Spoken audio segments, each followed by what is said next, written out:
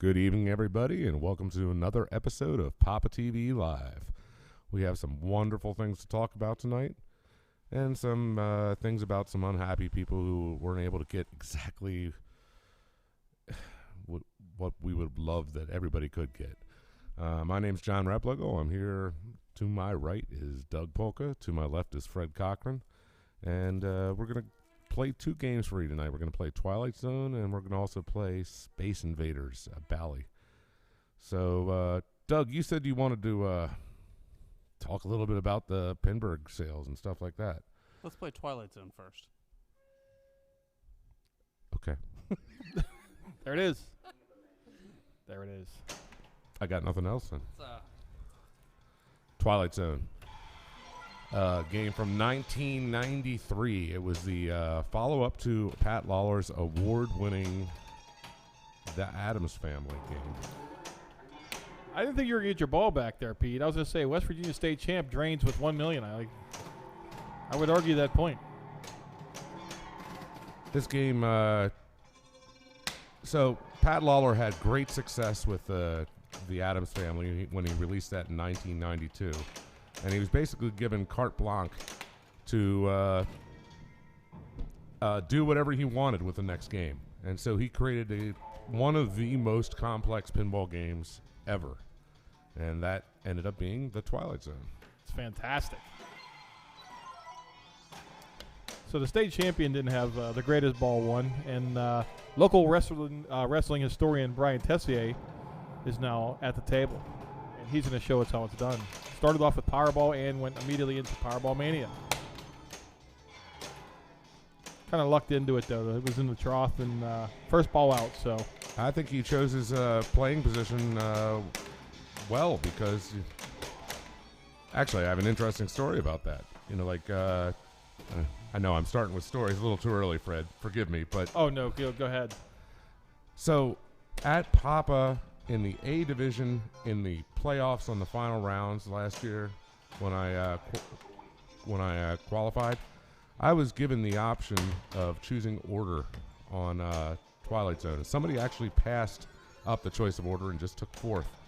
I went and said, I'm going to wait until I see the condition of the machine to make my decision. Why is that important? It's important because you want to know where the Powerball is. And in the case of my game, the Powerball was the ball that was going to be launched into the shooter lane. So I said, I'll go first. And then what happened? Did you brick the Powerball shot? Or no, I made the Powerball shot. I ended up not winning the game, which is what I needed to do to advance. But I made the right decision at the time, and it gave me a chance to win the game. Sure, absolutely. You always want to put yourself in the best situation to win. So let's talk about some basic strategy here. If I'm stepping up to Twilight Zone and I've never seen this game before, what am I trying to do here? Go ahead, Sean. You start, and I'll chime in, too. Okay, so the first thing we want to talk about is multi-ball. In order to get a multi-ball, first you need to light the locks. And in order to light the locks, you need to make the two ramp shots, the left and the right ramp. They will also light the gum and ball when you make those shots. Thank you. On the inserts, yes. And so after you do that, the lock is lit, and then some. You know, for the first multi-ball, you only need to lock one ball, and then you could actually just start a multi-ball right after that. That was a nice save, That Brian. was a real nice save. For subsequent multi-balls, you have to block multiple balls and relight the lock in between each ball. The key of playing good Twilight Zone is making each shot do multiple things at once. So we just talked about one of those things, lighting the locks. The second part is the gumball. You light the gumball. There's actually a third part for each of those ramps. Each of those ramps corresponds to relighting either the slot machine or the piano. That's so correct. you can actually do three separate things with one shot. So the more times you can make a shot in Twilight Zone that you maximize your return by getting more than one thing, the bigger score you're going to get in Twilight Zone. You can get greedy on like the multi-ball locks, too. You can go and lock your first ball in and then shoot the ramp and accept your multi-ball. Kind of like when you either accept or decline multi-ball in Mustang. Or you could try to shoot the multi or the lock shot 2 more times and then start with max value, which starts at what, 45 or 40? I mean, it starts at 40 million if you have Yeah. max value. But Enthusiast. I would say that I'm of the school of thought that you want to just get to multi-ball in Twilight Zone. I don't care what the jackpot value is. I just want to get to multi-ball. Because after the first jackpot is collected, that jackpot value goes back up to the base value. Is James fixing what was just on the screen? Weather enthusiast Evan Bookbinder. For people who don't know, that's totally incorrect. That is annihilated. Is that the spell? That's not the spelling. That's not the spelling. But anyways, James Coons is on the board. He created that graphic, and it's horrible. We have a new producer. So it's okay. He'll learn, and he learns Well, it. we had a new producer. It's hard finding good people who work for free, John. He also needs to understand too. Whenever you make a mistake around here, you get to hear about it for the next 15 minutes. But anyways, 15 minutes. at least. Are you? Well, they're kidding probably me? like 15 years. Probably. Yeah, I've been hearing about my mistakes around here for. So, John, Fred, we have a question from the chat room. All right. Twilight Zone, definitely one of the most complex tables ever made. I don't think anyone would argue that. Right. But is it one of the more difficult tables ever made? I think from a rule standpoint, it makes it more difficult than the actual gameplay. Because then, like I said, depending on situational play, I don't know, it could make it easier or harder. I don't know. would say for when this game was introduced, it was far and above in complexity to anything that had ever come before it. I would also say that once we got into the 2000s, there was games released such as Lord of the Rings, Simpsons Pinball Party, where those rule sets actually are more complex than these sure, rule sets. Sure.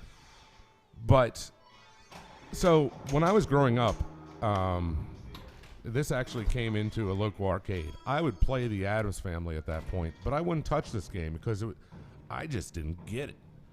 You know, like it was too much for my prepubescent teenage mind to understand. Well, not prepubescent, but whatever.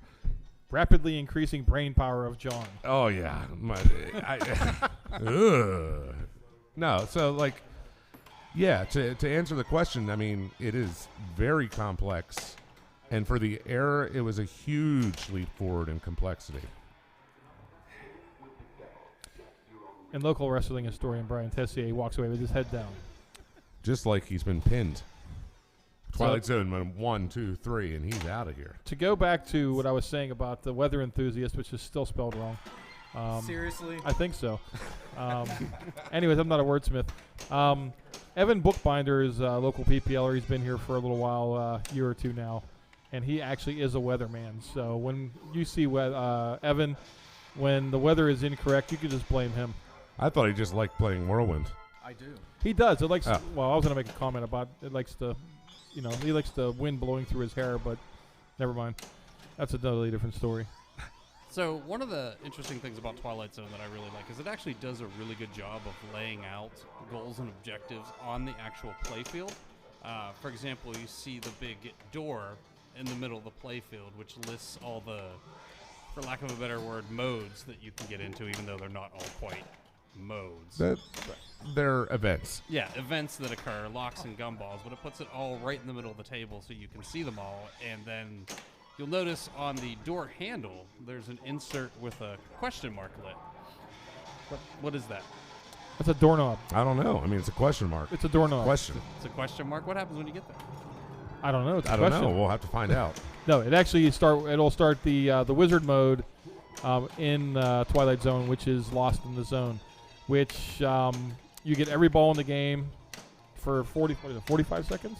I don't get there very often, but John does. But it's 45 seconds, and it's pretty much just total chaos. You just keep getting your balls back for 45 seconds. So that's our goal tonight. We definitely want to see somebody get to Lost in the Zone. There's a lot of different rules about Lost in the Zone, but basically Lost in the Zone, let's think of it as like lighting half the modes at once. Right. And then you get an unlimited ball save while half the modes at once are running. Most notably, the Powerball Mania is one that you can really cash in on. If you can keep track of things going on while you're playing it, you can continually shoot it up into that upper playfield and just keep on collecting jackpots. That's correct. I mean, during this multi-ball here, which is the regular multi-ball, you shoot the camera, you shoot the piano. And for those who don't know, the camera is the blinking white light, which is underneath the upper left flipper. The piano is underneath the clock, basically. If you see where the clock is on the It's a little bit playfield. tough to see the graphics from. It's up by Rod Serling's head. Yeah, it's by Rod That's Serling's right. head. You shoot Rod Sterling's head. Shoot him in the Serling, face. not it goes- Sterling. Sorry, John. But yeah, you shoot Rod in the head, and good things happen. You open this door with the key of imagination. What do you guys think is a better game? Star Trek Next Gen, which is also one of the Williams Super Pin, or this game? No doubt this game. I'm not a fan of Next Gen. Wow. People will argue that with me, especially the guy to my right here, John.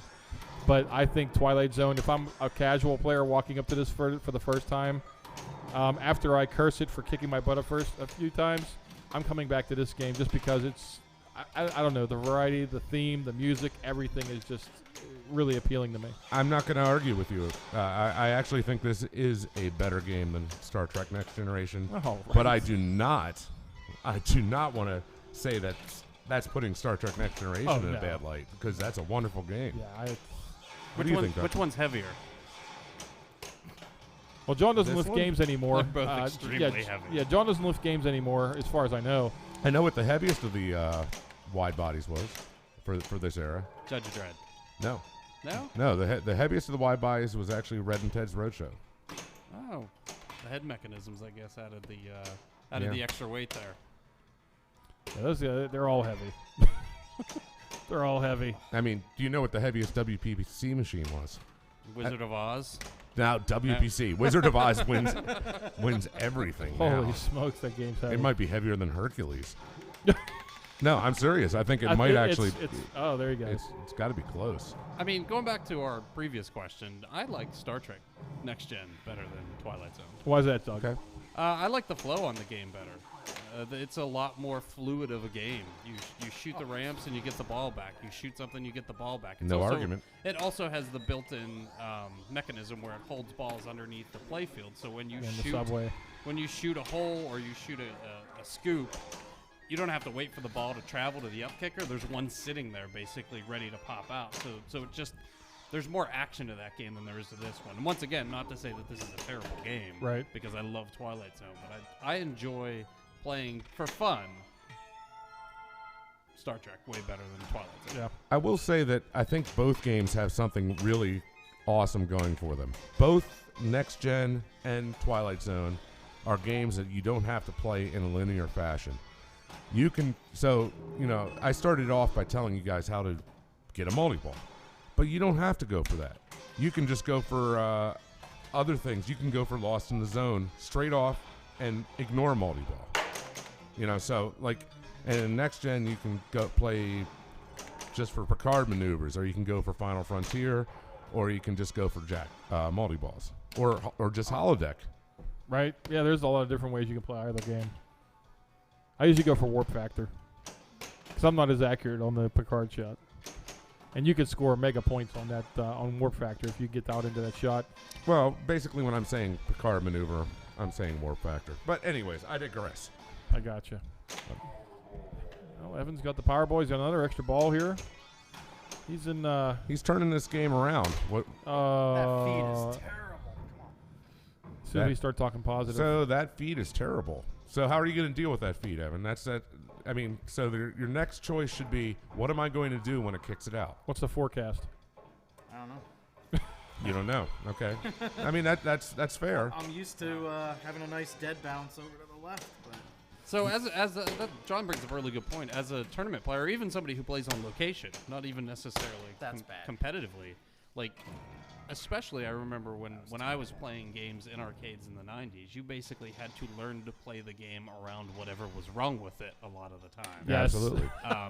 And that comes in helpful, Yeah, it does. believe it or not, in tournament scenarios where, normally the games are playing really well, but like the condition of the game can literally change over the course of a tournament. Yeah, but here at Papa, we actually sometimes take extra effort to make sure that, let's say, a kick out on Twilight Zone isn't performing exactly how you would expect it to be. Sometimes that's intentional. Right. Sometimes that's intentional. Sometimes to it make just things- happens. To make things a little bit more difficult and less predictable. And sometimes it just happens. Right. As a tournament player, how do you handle situations like that, John, where you get something that isn't like, let's say, for example, the scoop here. Let's say the scoop starts kicking balls maybe kind of down the middle or directly on the tip of the flipper. What are some of the different ways you can combat that? Well, the first thing we have is an awesome thing where so many pinball tournaments are getting broadcasted and you have cameras and stuff like that. The first and most important thing to do is to watch. Watch what's happening to the other players. Watch how the kickout's responding to them. So I'm going to play Twilight Zone in a little bit. But when I do, I've already gotten the knowledge of watching how the kickout's acting for the other players. And I'm going to use every bit of what I've watched, hopefully successfully. And, apply that to how you play. Right. So I already know how I'm going to try to handle this kickout. I don't know if I'm going to do it right or not, but I know how I'm going to try to handle it. I also know that it's kicking out differently almost every single time. I was just going to say, whenever I first set the game up earlier today, the kickout was pretty consistent. And then since you came down and played it a few more times, it's gotten more wildly inconsistent. So, yeah, Pete relit his jackpot almost immediately after he got his Powerball jackpot. And then he just cheated one. He cheated a Powerball jackpot. How do you do that, John? Well, you have to have the Powerball lit, and then you have to have a ball up in the playfield, and then you actually shoot the camera shot because there's no extra sensor down there. It thinks you actually got the jackpot shot. Opto ripoff. I like it. Uh-huh. So you can hear on the audio there, when we're looking at the power play field there, how that works is there are two magnets basically underneath where those circles are, and your flippers activate one magnet or the other magnet, and you try and fling it through the hole at the top to collect. Do you have a specific strategy that you use to do that? Because like Pete, we can hear now on the stream, he just basically smashes the flipper buttons as rapidly as possible to try to get to collect. Pete actually does more than that. Pete's very good at playing the power field. I've watched Pete play this for years. So, but sometimes mashing the buttons is actually the best strategy. Sometimes doing an individual controlled hit is a great strategy. Oh, that was especially tough. If you want to throw it up through that thing, you can time it sometimes where it'll get right in that black sweet spot, and you just flip it once and it'll throw it right back in there. So yeah, you do have to pick your spots when you do it. That was a great ball too. That Twilight Zones play very differently on the power play field. Like different games are exceptionally different to how powerful the magnets it seems and how much of an effect they have on the actual ball. I know the Twilight Zone that I own plays way different than this one. Not even close. Not even close. Not even close. Yeah, that was done at our local league location. That game gets lots of play there. And by the time it left there, that game, the way it came in was not the way it came out. It got lots of mileage on that game. I mean, I guess now is as good a time as any to say that looks like we're going to have a new league location. Yeah. Coming soon. So I'm going to point out Brian's drain there because I like making fun of Brian. Okay. But it's something that a lot of people do. I mean, frequently it's a big risk on this game because that left out lane is usually fairly wide open on this game. On this one, it's actually a little bit harder because there's no rubber over there on the plastic post. So Brian flipped a little bit too late with that upper flipper, and he actually flipped it right out the out lane. Mm-hmm. That's a danger. That's not good. Oh, nice save. Good slap. Good slap again. There is a time for a place for a slap save, and that was two of them. Nope. That was a mistake. Oh, there it is. And there was another good slap save. Kick and save he lit the gumball. Okay. Focus back in. Look at that. He just goes in the piano. Ran over Rod Serling's head. Got the piano value. I don't know what to do with this feed. That's gone. Dead. Not that. You tempted fate a few too many times there on that ball, Evan. Evan said his hand is hurting. He broke his hand. He slapped the cabinet too hard. That's not good. No. This is why we don't allow bangbacks. So Pete is actually heading to Las Vegas this weekend for the national championships. Since he won the West Virginia state championships, he is going to forego his trip to Louisville, which a lot of us are going down to put on the pinball portion of the festival down there. But Pete's going to go over and represent the state of West Virginia well. I'm sure that he'll do pretty well. So, yeah, we want to wish the best to Pete. We're going to miss having you in Louisville, but, we hope you go out to Las Vegas and you bring it all back here. But based on this game, I think Pete's hoping there's a Twilight Zone in that bank. Oh, he's always been a dangerous Twilight Zone player.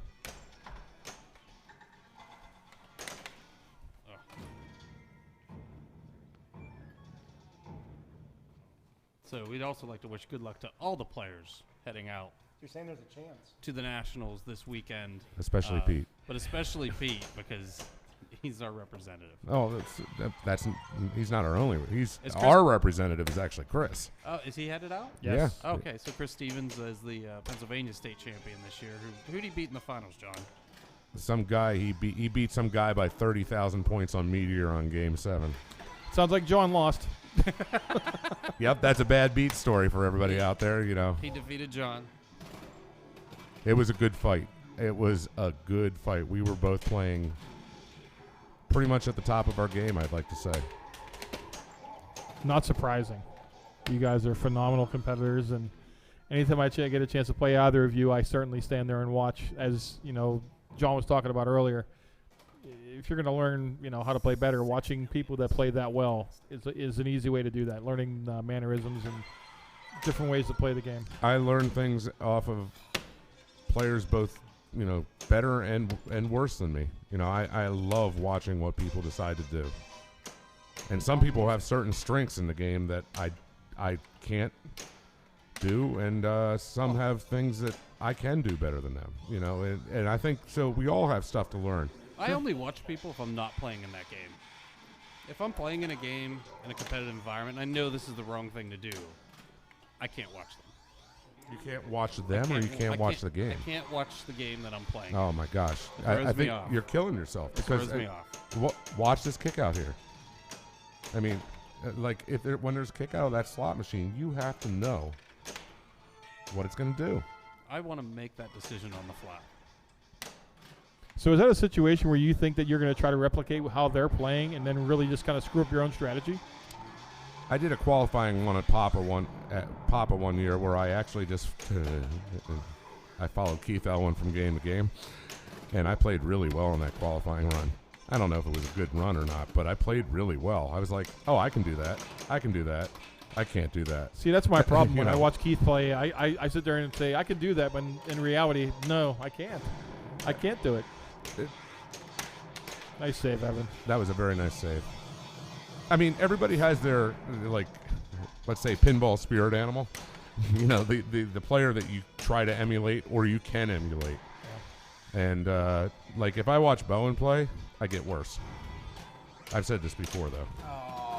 And even though Bowen's one of the most talented players in the world, I can't do what he does for whatever reason. Because he's Bowen. And he's really, really good. Yeah. I mean, it just doesn't fit my play style, what he does. Whereas what Keith does, I wish I could do exactly how he does it. But, I can do some of the stuff he does. So to answer a question in the chat room, we will hopefully be streaming live from Louisville this weekend. The finals start on Saturday night, and we will be streaming the finals on Sunday. Are we going to do a little bit of bonus coverage on Saturday night? If we can get everything up and running, absolutely. Sounds good. So hopefully look for us on Saturday night, and we'll bring the live coverage of the Louisville Arcade Festival. But our trip to Louisville also means that we will not be doing Papa TV next Monday, because we will all be traveling back from Louisville, but we'll return the following week. Same bat time. Same bat channel. We're playing Batman in 2 weeks? Yes, Batman Forever. No. No. Yeah, that is not happening. I figured I'd just go with it there. Any other questions in there, Doug, in the chat? If we want to get into it, the question has already been broached about Pinburg selling out in 30 seconds. 30 seconds. I'm surprised that this being brought up, actually. What is the exact... I've heard less than a minute. I've heard 40 seconds. I've How heard about 4 quick? minutes. How about quick? What's So the official quick, please. Guinness time on this? All of the tickets were in somebody's cart being checked out in 30 seconds. 30 seconds. 840 spots. So I put up a post on one of the Facebook posts that, like, we need a bigger boat. I mean, why can't we just open up the tournament to 1,500 people, Doug? So, well, the other thing is, last year when tickets went on sale, we put 700 tickets on sale, and it took about 25 minutes to sell out. Nobody imagined that we would increase the number of tickets we put on sale by 17% and sell it out in just, a fraction of a minute. So there's that. We didn't anticipate that. The second biggest thing is, I mean, even just you go back 4 years, the last one in this building, we only had 400 people in that one. That's right. So in 4 years, we've more than doubled the size of the tournament. And we will continue to increase the size of the tournament, hopefully, but you eventually run into, I mentioned this on Jeff Teolis's podcast, so you can go listen to that also if you want. Jeff's a great guy. Shout out awesome to Jeff. Podcast. But you get into logistics issues. And logistics issues are more than, well, you need more games. You need more games. You need more games. The biggest issue that we actually have run into is the amount of skilled labor you need. So you need people with tournament directing experience, and you need people that can fix machines in a tournament environment that do not want to play in Pinburg, because that's the second hardest part. Because you're like, oh, there's lots of TDs out there, and there's lots of techs out there. Well, a lot of them They're already playing. want to come and play in the event. So this year, we took a step back from increasing the size too greatly, and we're bringing in a bunch of new TDs and a bunch of new techs with the idea that they're going to get trained up, they're going to get the experience that they need to help run an event of this size this year, and then next year, hopefully we will be able to have a more substantial increase in the number of tickets remaining. Hey, talking about that, Fred, I mean, so the Replay Effects Festival is so much more than just the Pinburg tournament, although the Pinburg tournament is huge and it's an amazing part of it. I mean, can you tell us about some of the other events that are going on at the Replay Effects Festival that, people who might not have gotten a ticket to Pinburg might be able to come and do? Well, the first thing, and we were talking about this before we went on air, was the intergalactic thing, the intergalactic tournament. We have an additional tournament that is being run on, I believe it starts on, is it Saturday, Doug? Saturday or Sunday? Yeah, Intergalactic will be starting on Saturday, as it did last year. There are going to be some changes to that tournament coming up. We're kind of working out the final kinks in that to hopefully make it a better experience. But a lot of people that are on the wait list at Pinburg will make their plans anyway to come to the show and book their hotels because, A, there's lots of stuff to do at Replay, but there's also another pinball tournament to play in. And Intergalactic, I believe, is the second largest tournament in the world behind Pinburg. Yes. So yeah, it was 400 people last year. There's. I think wasn't it 400? There wasn't quite that many, but I thought it was 400 for whatever reason. There was a whole lot of people there. Without looking up the exact numbers, I know we have. There was a lot. I know we have a lot of new music acts coming out this year, and we're going to be debuting a new sound system at the main stage for musical entertainments. Yeah, the one thing, the reason why I wanted to bring up the pinball thing is because I know a lot of pinball players are disappointed they couldn't get into Pinburg, but there are other things that they can do, like the Intergalactic. But then there's also the free play area, which has 300 machines. There's the video game tournament if you're into video games. We have a classic video game tournament. We have 250 console systems. We've got all the bands that are coming in, as John mentioned. I mean, we've got bands knocking down our door trying to get into just to play the festival. The musical guests every year have been fantastic and well received, so that'll continue. We're working on some other activities that we haven't done yet this year or in past years, which we're trying to increase the floor space because we're taking over another hall this year. Yeah. So there's always different things that we're looking at to improve the festival beyond the pinball tournament, whether it be more air hockey tables or bubble hockey tournaments or ping pong tournaments or, there's, laser tag arenas. There's all kinds of different things we've talked about just to make the experience of coming to the festival more family-friendly and positive one besides pinball. Also, the festival's going to expand this year. We're moving into the third hall. We got we are now 55,000 taking square up feet. Whole the floor. entire floor of the convention center, which is actually the majority of the convention center. We got more. We got 2 rooms downstairs too. I mean- we have to take those over at some point. Doug, getting back to what I was asking, like, I mean, I know the answer to this, and I know you know the answer to this, but why don't we just go ahead and just say 1,500 people enter the Pinball tournament? I mean, It's the logistics. It's the logistics. it's the logistics. I mean, we want it to be a quality event. I think. Yeah, that's the thing. Could we have sold 1,000 tickets this year? Absolutely, Easily. no doubt. 1,000 tickets in probably under a half hour, but you don't want to sacrifice the quality of the event just to get more people through the door. Somebody in the chat had asked, "Why is Pinball so popular?" And Steve Daniels put it pretty well. He said that 99% of the people who play in Pinball want to play in the next year, and then 40% of the people who do that get an additional 2 new players excited to do it next year. I know. I mean, word of mouth is a powerful tool, and so using my word of mouth, I want to make sure that everybody knows that Flashback will be playing at Replay FX this year, and we are available for hire. So I do want to address one other thing, because there's been a couple theories as to why Pinball tickets sold out really quick, and this is one that I've corrected as many times as I can, so I should probably say it on the stream, not bots. You can't transfer Pinball tickets, so you have to buy it and put a name in, and once you do that, you can't transfer it to somebody else, so you can't bot tickets. But the other thing was, this year, and last year, a lot of people don't know this, that we did this last year too. You could buy up to 5 tickets at a time. The reason we did that is so that families can come, or if there's people that are splitting time or splitting expenses to travel, they could split those expenses up. So people, I've seen it a lot online. Well, because of that, that's why they sold out so quick. So we did that last year, and they didn't sell out quick.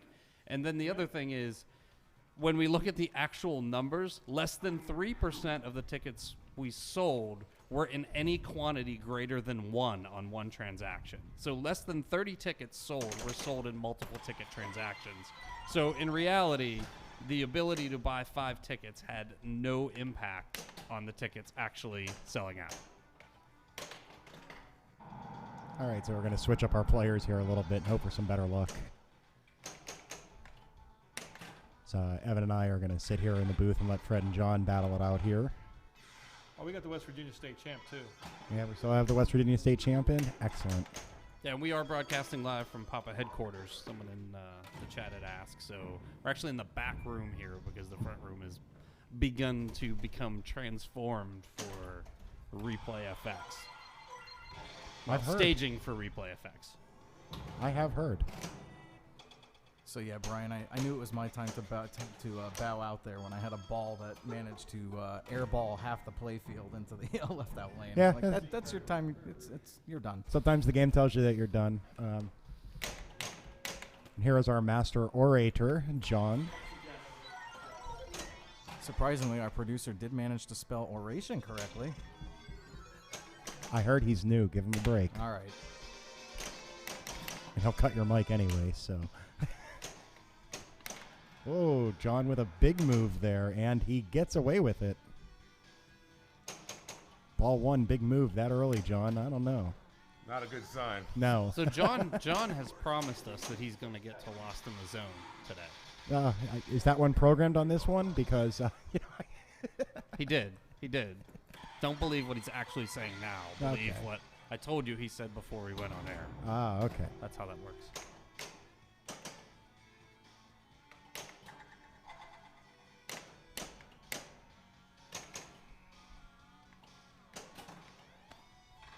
John takes a daring shot across the table into the slot machine. That is a risky shot, folks. It is. You missed that, you're in trouble.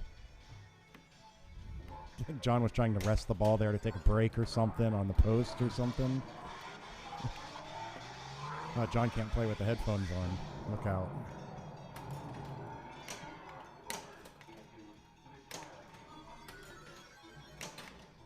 Makes his on-the-fly shot. Hit 2 chances, and one of them goes. He relights and collects again instantly. That was a nice shot, John.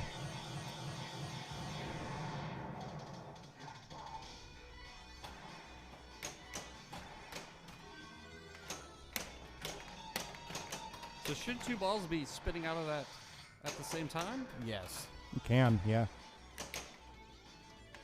Apparently. Well, it's happening. I don't know. Let's Yes. ask our tech. Doug, is that supposed to do that? I'm not a tech anymore. Oh. Sorry. It's What okay. I like about the design of this game is with the jackpot is you can kind of get things cycling with one ball, put it in the jackpot, use the other ball to relight it through the camera, and just keep going around and around. If you can get it dialed in, it's a It's a pretty fun nice feeling. flow. It I is. feel like you're juggling Yeah. almost.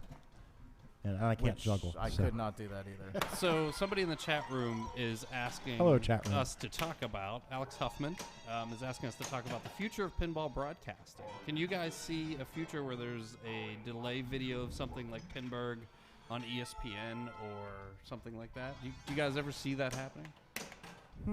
Down the road, maybe. I think we're years away from that still. I don't think we're that far off. I Okay. think a big I would thing like that, to see that. I think a big thing that needs to happen, and actually I was in Toronto this weekend, so Yes, you were. doing some mystery work for Pinburg presentation that hopefully we'll be able to reveal some of soon. Great. But the idea is, like, I think of the people out there that are streaming events, currently Carl D'Angelo does the best job. Carl's streams Absolutely. are tremendous. There's top-notch stuff. Tremendous. Unbelievable. I'll admit to watching a few. So I think once we can hit the level where we can get production value to equal something like some of those esports tournaments, we might be able to get somebody's attention. Like the issue with all the streams, I mean, and this includes Carl's too, is that Carl sets it up, Carl's running it, Carl's playing in the tournament, you know, so it's really hard to do some of the more advanced things you see like on sports broadcasting without like a dedicated broadcast team. So like when you see all those interesting graphics, you know, when you're watching a Penguins game or whatever, and they're showing you, you know, Sidney Crosby scored 8 goals in his last 12 games or whatever, and they're popping up all those unique graphics and info stats and stuff that keeps you entertained when you're watching the game at home. There's literally a team of people dedicated to creating that stuff, and nobody in the pinball streaming world has that. I think we will eventually get there. I think we'll get to the point where we are putting on presentations that can be up there with anything that esports is currently doing, and you know, going to like a major league sport and comparing it might be going a little too far, like baseball or football or hockey, because there's millions of dollars behind those productions, and nobody making money in pinball right now doing this. So I think that's definitely a possibility. I don't see that as something that would never happen. Now, maybe it's not something that would ever become, you know, you watch a lot of the streams now, and you're basically streaming a tournament from start to finish. Maybe it evolves into something like the World Series of Poker, where, you know, that's a days-long event that ESPN takes all kinds of footage of, and they edit it down and they put commentary over it, and they make it more entertaining. Because if you've ever played poker, it's boring most of the time. You mean Mike Saxon's not there live calling the action? I mean, he probably is because he's dedicated, but I think he just doesn't, crushed my reality. he here, doesn't Doug. overdub afterwards. But I think it can actually get to that point. Maybe it doesn't look like what we're currently doing, but it wouldn't surprise me. And maybe it shows up on an alternative media source. Maybe it's not on, you know, cable ESPN, but maybe it's something that's streaming that's huge. Like YouTube and Netflix are into original programming now, and it wouldn't surprise me if they got into broadcasting sports or esports, and actually some of them do right now. I could potentially see that happening. That's an interesting market, Doug. I didn't even consider that. There are plenty of streaming services out there these days as well. And I'm not in complete disagreement with you. This will happen someday. I'm just not entirely sure in my lifetime that you know, it'll be there, but We're going to get there, Brian. I hope so. And we're going to drag you with us. You know what? Kicking and screaming, I hope. Don't worry, Fred. You'll be there too. We'll wheel you in on your wheelchair. So that was a big, long digression from what's currently going on. Fred is I'm playing pinball badly. That's what Fred is playing pinball badly, so he's probably glad that we distracted him and distracted everybody else from his pinball play. He found the out lane, just like everyone else, though. The left out lane on most Twilight Zones is quite hungry. Mm-hmm.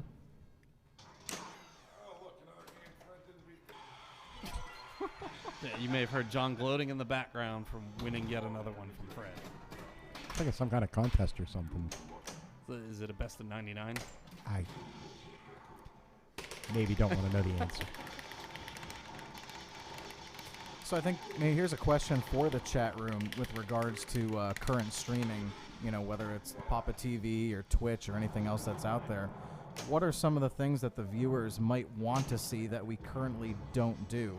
I know we've talked internally about instant replay, for example, telestrating, and some of those things. Which we had both at Pinburg last year, and I know I've seen that on some of Carl's streams as well. So it's there, but once again, it's one of those... You need a lot of people. It's one of those things, like when we did it at Pinburg, we had a producer, Mike Primo, from Path of Play, who also works for the CBC.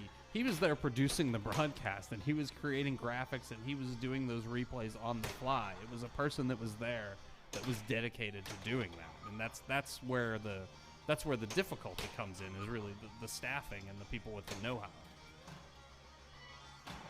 One suggestion from someone in the chat would be to switch up the angles and not use all the camera angles at the same time. And once again, that is a absolutely valid thing. But when you're dealing with no staff, you have to rely on cameras on tripods because we don't have cameramen. Yeah. But I agree. If we want to get to the point where we're competing and we're being broadcast on a more mainstream platform, then you might want a couple wireless hand cameras going around and watching the players as they watch games or sideline interviews and things like that. So, for those who didn't notice, Petey just bought himself back in. No, I missed that completely. What? He hit the buy-in button for those of you not paying close attention. Yeah, someone else brought up in the chat, Alex brought up that some of the announcing is too inside baseball, if you will.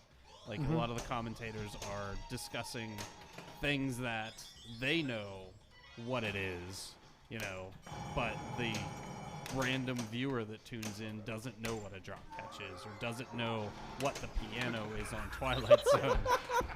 Petey's been forcibly removed from the game. This is what happens when you press the buy-in button. And now folks. Fred's putting the boots to him. And just a reminder that Replay FX is coming up July 26th through 29th here in beautiful downtown Pittsburgh, Pennsylvania.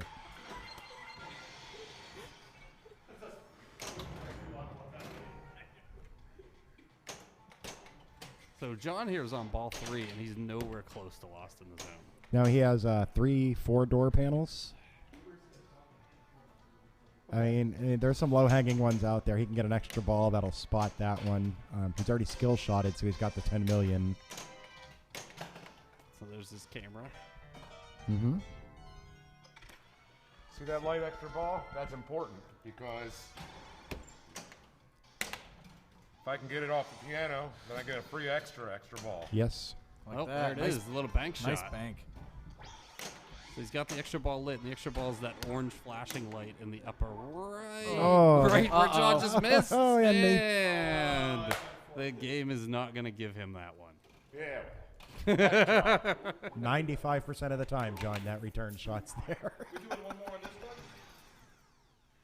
Yeah, I Come don't on, think someone's got to get more than 4 door I panels. know. I'm laying a challenge down. Come on. I want to see. Far away, believe it or not. This I was about to go on an extra ball roll of like 5 extra balls. 'Cause I got the free one there. Why are we crediting up the game? Is this? I was I reset it. Oh, okay. John reset it to factory so it could get 5 extra balls. I won. As a reminder, You cheated. everybody, the Louisville Arcade Expo is coming up this weekend as a Stern Pro Tour event. Your favorite personalities from Papa will be there, including me and Brian and Evan, maybe? Evan, Louisville? I am strongly considering going, yes. That's So awesome. That's a solid yes from Evan. That sounds like a yes. Fred will be there. I'm a meteorologist. That's as John will close be to a there. Mark will definitive be as there. you can get. Elizabeth will be there. James will be there, who's producing today. Pete will not be there because he'll be in Las Vegas, which is super lame. But he'll be competing in the Nationals, which will be cool. And we're pulling The for- reason he's going is very cool, so I can't yell at Petey for not being at Louisville. So another comment from the come chat on. room from Caveman J. For those new to the hobby, it would be helpful to be able to read the labels on the lamp. So I think he's talking about the inserts there, which are the lit up things that are on the play field itself. Says, I don't know if it'd be able to do a quick zoom in between balls or something. Well, currently we can't because that's Fred reaching up and adjusting the camera. Because I'm 6 foot full. You're not helping, and you're probably going to throw everything off when you zoom that out. How's that? No, it's not good. It's not good. Not good. There you go. It's perfect. So Sorry for trying to help. that's actually That's actually better than the producer originally set it up, I think. yeah. That's He wants a cold mic, telling you. so yeah. That's another thing that can be done.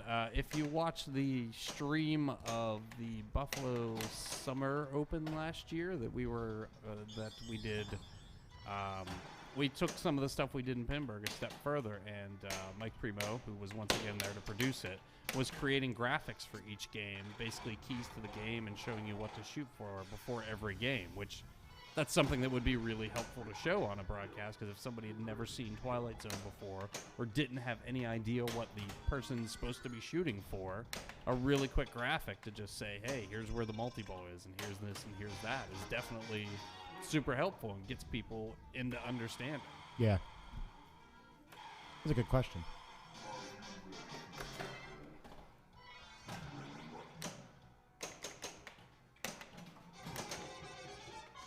So one of the things that's very prevalent on the Papa website, and there's other people out there that are doing them as well, is basically tutorials or how to play videos on certain games where they'll actually go, deep into the different strategies and what are the different shots on the game.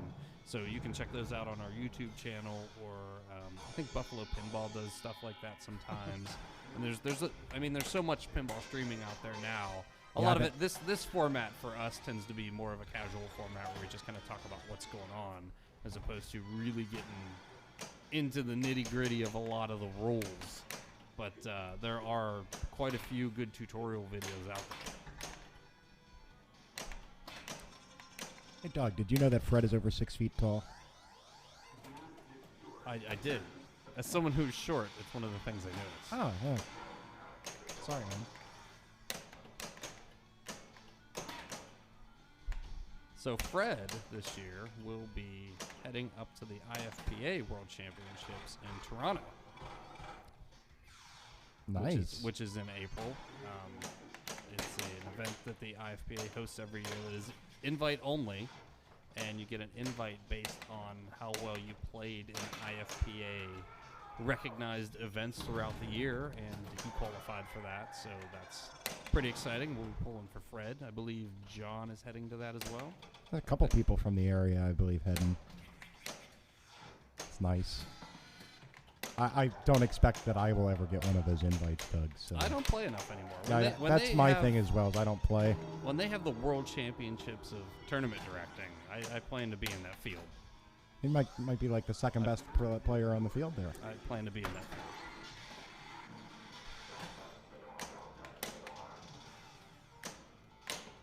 field. Fred's playing a good ball here, but he only has 3 door panels. So again, the door panels is what, 14 of them? Yeah, 14 total. They're the inserts right in the middle of the playfield. Inserts that, border the play field in yellow there. Some of them you can qualify through skill shot or some other means, but most of them, again, it's hitting one of 2 shots, which is the slot machine shot, which is the scoop. Oh, that's terrible. Simultaneous. That was a simultaneous experience. That was rough. Which is 2 balls exiting the playfield at the same time, usually in the worst fashion Oh possible. yeah, and that was one to each side. So again, starting modes in this game, it's collecting either the scoop, the slot machine shot, which is just up and to the left of the upper right flipper, and then the piano shot, which is directly across from the upper left flipper. Yeah, basically that's the And- one from the upper left where we discussed earlier. You want to shoot it at Rod Serling's head. Correct. Oh, is that what you were talking So- about? Yes. The slot machine shot can be pretty risky from the left flipper. And on some machines, I don't know, John, maybe this one we can do it, whether or not you can backhand that slot machine, which is a lot less risky if you miss, at least. I'm having a hard time with the backhand on this machine. The forehand is working for you. Hey, if though. it works, keep It's going. dangerous, but Yeah.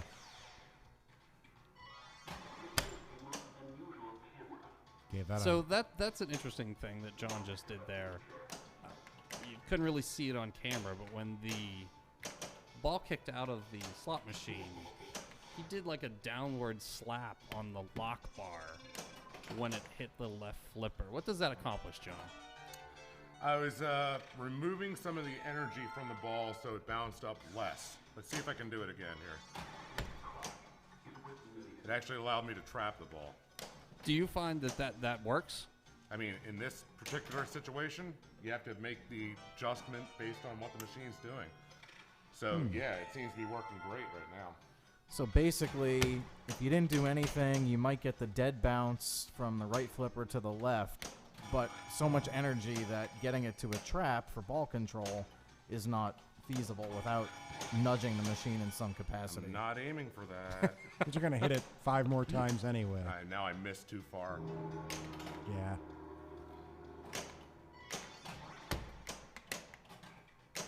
Try again. So that's a technique. It seems to work and get the ball calmed down in most circumstances. Good slap there. Oh, that was a bad bounce. Yeah, it was. I'm out of control. Yep. All right, so that right ramp relights the slot machine. So now if the ball finds its way back in it again, we'll start another mode. Oh, no, pop bad bumpers feed. are always dangerous on this game. The shots are on this one are really weird. Like he was trying to hit that center ramp, it's not in its normal spot. So that when you play different games, When you say it's not in its normal spot, what do you mean? like Yeah. you have a feel when you're playing this game. If you've played this game a number of times, you usually have a feel of where the center shot is for the ramps. It's not even close. Wouldn't that vary by machine, though? Yeah, but it's like you've played it so much, you're Yeah. kind of used to it, and it's just hard to do. Maybe that's why we're not doing well. I don't know. I So blame John. one comment from the chat, they were talking about someone was requesting a tutorial on nudging, which is actually a really good idea. Yeah, that's a great idea, actually. Adam Smith said that nudging seems like something that's too complex for just one video. There's so much that can happen, and it's different for each table, and that is totally true. Completely Like, I true. found when I first got into the habit of nudging a machine, like, the first thing I really learned to do was yank the machine as hard as possible and not tilt it at least once. And actually, that became a crutch for me because a lot of the location machines around me, I could yank really hard and literally move them a couple inches to one side or the other and not tilt it. And then when I showed up at my first competition, I'm like, I would have a ball going down the middle, and I would yank the machine as hard as I could, and it would tilt every time. And I was so mad at the tournament directors at the time because I was tilting every time because my play that I had adapted on location was to basically just slide the machine to left or right to save the ball, and you can't always get away with that. You have to be a little more subtle. Didn't make it.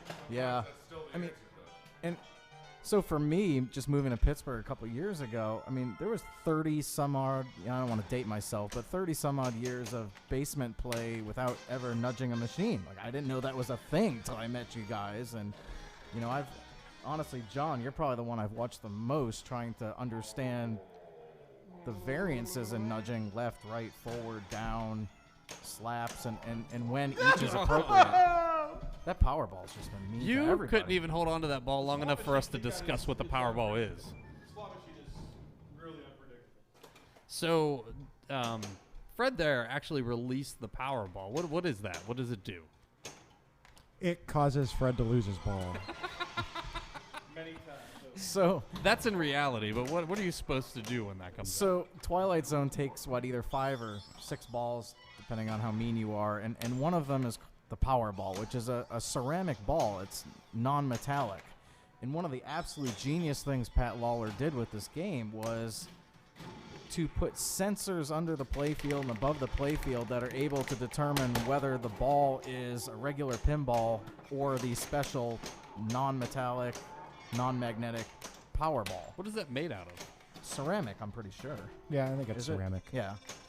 And so it does a couple things. Not only it allows for some neat gameplay where the game does unique modes and scoring based on the presence of the Powerball, but that ball is significantly lighter than a regular pinball and puts out some just mean backspin. You'll see the ball do some crazy things a normal pinball would be completely incapable of basically, doing. as soon as you learn how to play this game, however it's set up, you kick out that Powerball and Forget it it. ruins everything. Absolutely. I mean, the call out, I think, is put it back, and that's exactly what you want to do. As soon as you get it, is get rid of that thing and put it back in the gumball That's machine. one thing you can do with it. That's what I do, because you're playing with fire. Generally, there are. I saw that Fred likes to put it down the right out lane. That's a good place for it. You score extra points for that. But one of the cool things in the game, though, is if you somehow end up with the Powerball on the playfield and get into regular 3-ball multi-ball, if you collect a jackpot with the Powerball, the points are doubled, which That's can be right. massive in this game. So sometimes blocking a Powerball is not a bad thing. No.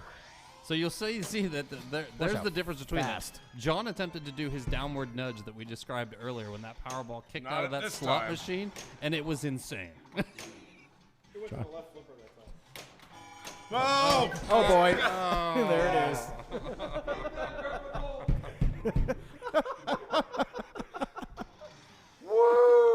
And A little fast for you, John. So someone in the chat suggested one of the things they do is they put a Powerball in some of their EMs, which we've done here before, and there's somebody in our league that's done that to games that aren't as good. X's like and old- O's. Like Old Chicago. And what that does is that's basically speeds up the gameplay on those games because the ball flies around a lot quicker, and it makes it harder to control. Fred can't control the Powerball. I've seen a couple No. that we've I done won't- I here. have no idea where it's gonna Like, go. it's the one with the bad music that I like. Ready, Aim, Fire. That's the one. Ah, This is gonna be We put a fun. Powerball in that. okay. Fred got the Powerball back again. All right. Let's see. He's going to try to trap it. Actually, it was nicely done. So the idea when it tells you to put it back is to actually feed it up that right orbit, which is the far right shot where you see that red light blinking. And if you do that, that starts a multi-ball. Oh. Oh, wow. That is player error there for sure. What, Petey? You don't want to buy in for Fred? What's that? You don't want to buy in for Fred? So this game on its flyers advertised as a super pin. What is that? I don't know. Oh, my I have gosh. no idea. Wow. It's a buzzword. I don't know. Is that what they called their wide bodies of that Yeah, era? wide bodies. Yeah, basically those are the wide body games of that era. Williams would refer to them as super pins. Oh, so it was a in their buzzword. marketing. Okay. He wants to do one more shot. I was really unfamiliar We with need that to get term, to Lost Doug. in the Zone. All right. We need to do it. No one's been even close. Yeah, come 5 on, door guys. panels. I'm going first too with the Powerball, so I can end my ball quickly. The people in the chat are just completely angry at you guys' inability to do this. All right. I'm doing it. As long as I don't Oh, God. declare the Powerball. So Fred has the Powerball right now. Yeah, and he can't I don't know make the what orbit he's trying shot. to do He with can it. trap up and shoot it in the There orbit. we There it go. is. There it is. A little excited. So now Fred starts Powerball Mania. How do we play Powerball Mania? Okay. You try to hit the ball up the right ramp where you see the blinking orange arrow there. And that feeds the ball up onto the mini playfield. He's actually got 2 balls up there now. And if he can put either of those up through, there's a little hole at the top of that mini playfield for a jackpot. But there's a really interesting problem with this jackpot. You guys know what that is? Well, I think you should explain it. All right, well, I'll explain it. So the Powerball Mania jackpot is not awarded to you immediately. So Fred just collected one here for, let's see, 50 million. But you'll notice his score does not go up 50 million points. Why is that? Because Powerball Mania jackpots are collected as bonus. So if Fred should continue through the gameplay, forget about his jackpot, get upset, rage, and tilt the game, say goodbye to your 50 million. For the record, I've never seen Fred do that. No, me either. Oh, man. Plus, there's frenzy scoring during the beginning of Powerball Mania. Right. So by frenzy scoring, All targets award the X value of, or they increase value. 250,000, I think. And you can tell when that part's running because the clock will be moving when the Powerball Mania starts, and at some point it stops and dong. You'll hear the dong sound of like the mode ending. so how do you concentrate on the balls in the power field when you also have balls flying around on the main play field? I don't know. Can you even stage flip those upper sensors? No.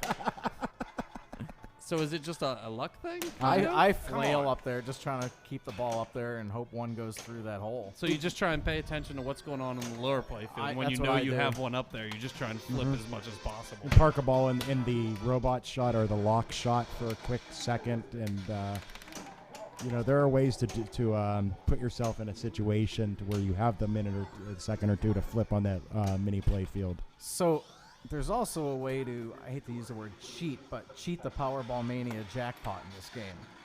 So, as I said before, when you've got a ball up on the mini play field and you put it through that upper hole at the top, that collects your Powerball Mania jackpot. Well, yes, but hey, Evan, I have a quick question. Yes. Isn't that the same hole that the camera shot goes into? Well, why, yes, it is, Brian. So, when the mini playfield times out, you have a limited time by which to flip the balls with the magnets up there. Eventually, it times out and will drain your ball down at the bottom.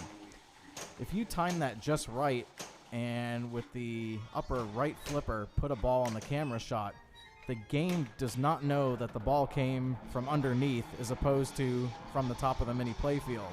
And you can trick it to giving you a jackpot, which skillfully can be done, actually. So it's a pretty neat trick to show off. So John has just started the main multi-ball by locking 3 balls. So the objective here, you'll see when he shoots that left orbit, the magnet will grab it for a second and make that sound call out, the Twilight Zone sound call out, and then drop it to that upper flipper to give him a clean shot at the piano, which is shooting at Rod Sterling's head, as he just hit there, although he banked it in, and that's how you score a jackpot. And then the interesting thing, John got a super lucky bounce there too, is you in order to relight the jackpot, you have to then hit the camera shot, which is the shot from the upper right flipper. So this game has that unique mechanic where you're basically shooting cross playfield shots to get a jackpot, and then it makes you do the work to relight it as well. So Again, shooting across the playfield, putting the ball side-to-side motion. one of the other things John did, I don't know if it was intentional or not, was he brought the Clock Millions mode into multi-ball. That is the stand-up target between the 2 center ramps. And he's which been is hitting usually it pretty dangerous, regularly. and he's just been crushing it during this multi-ball. And that's going to give him probably another 100 million points. Clock Millions, another one of these weird modes where all the points are awarded as bonus. So, And that's kind of a target you just kind of hit when you miss a ramp. Yeah. which I'm really So good it's at. a good one to have running.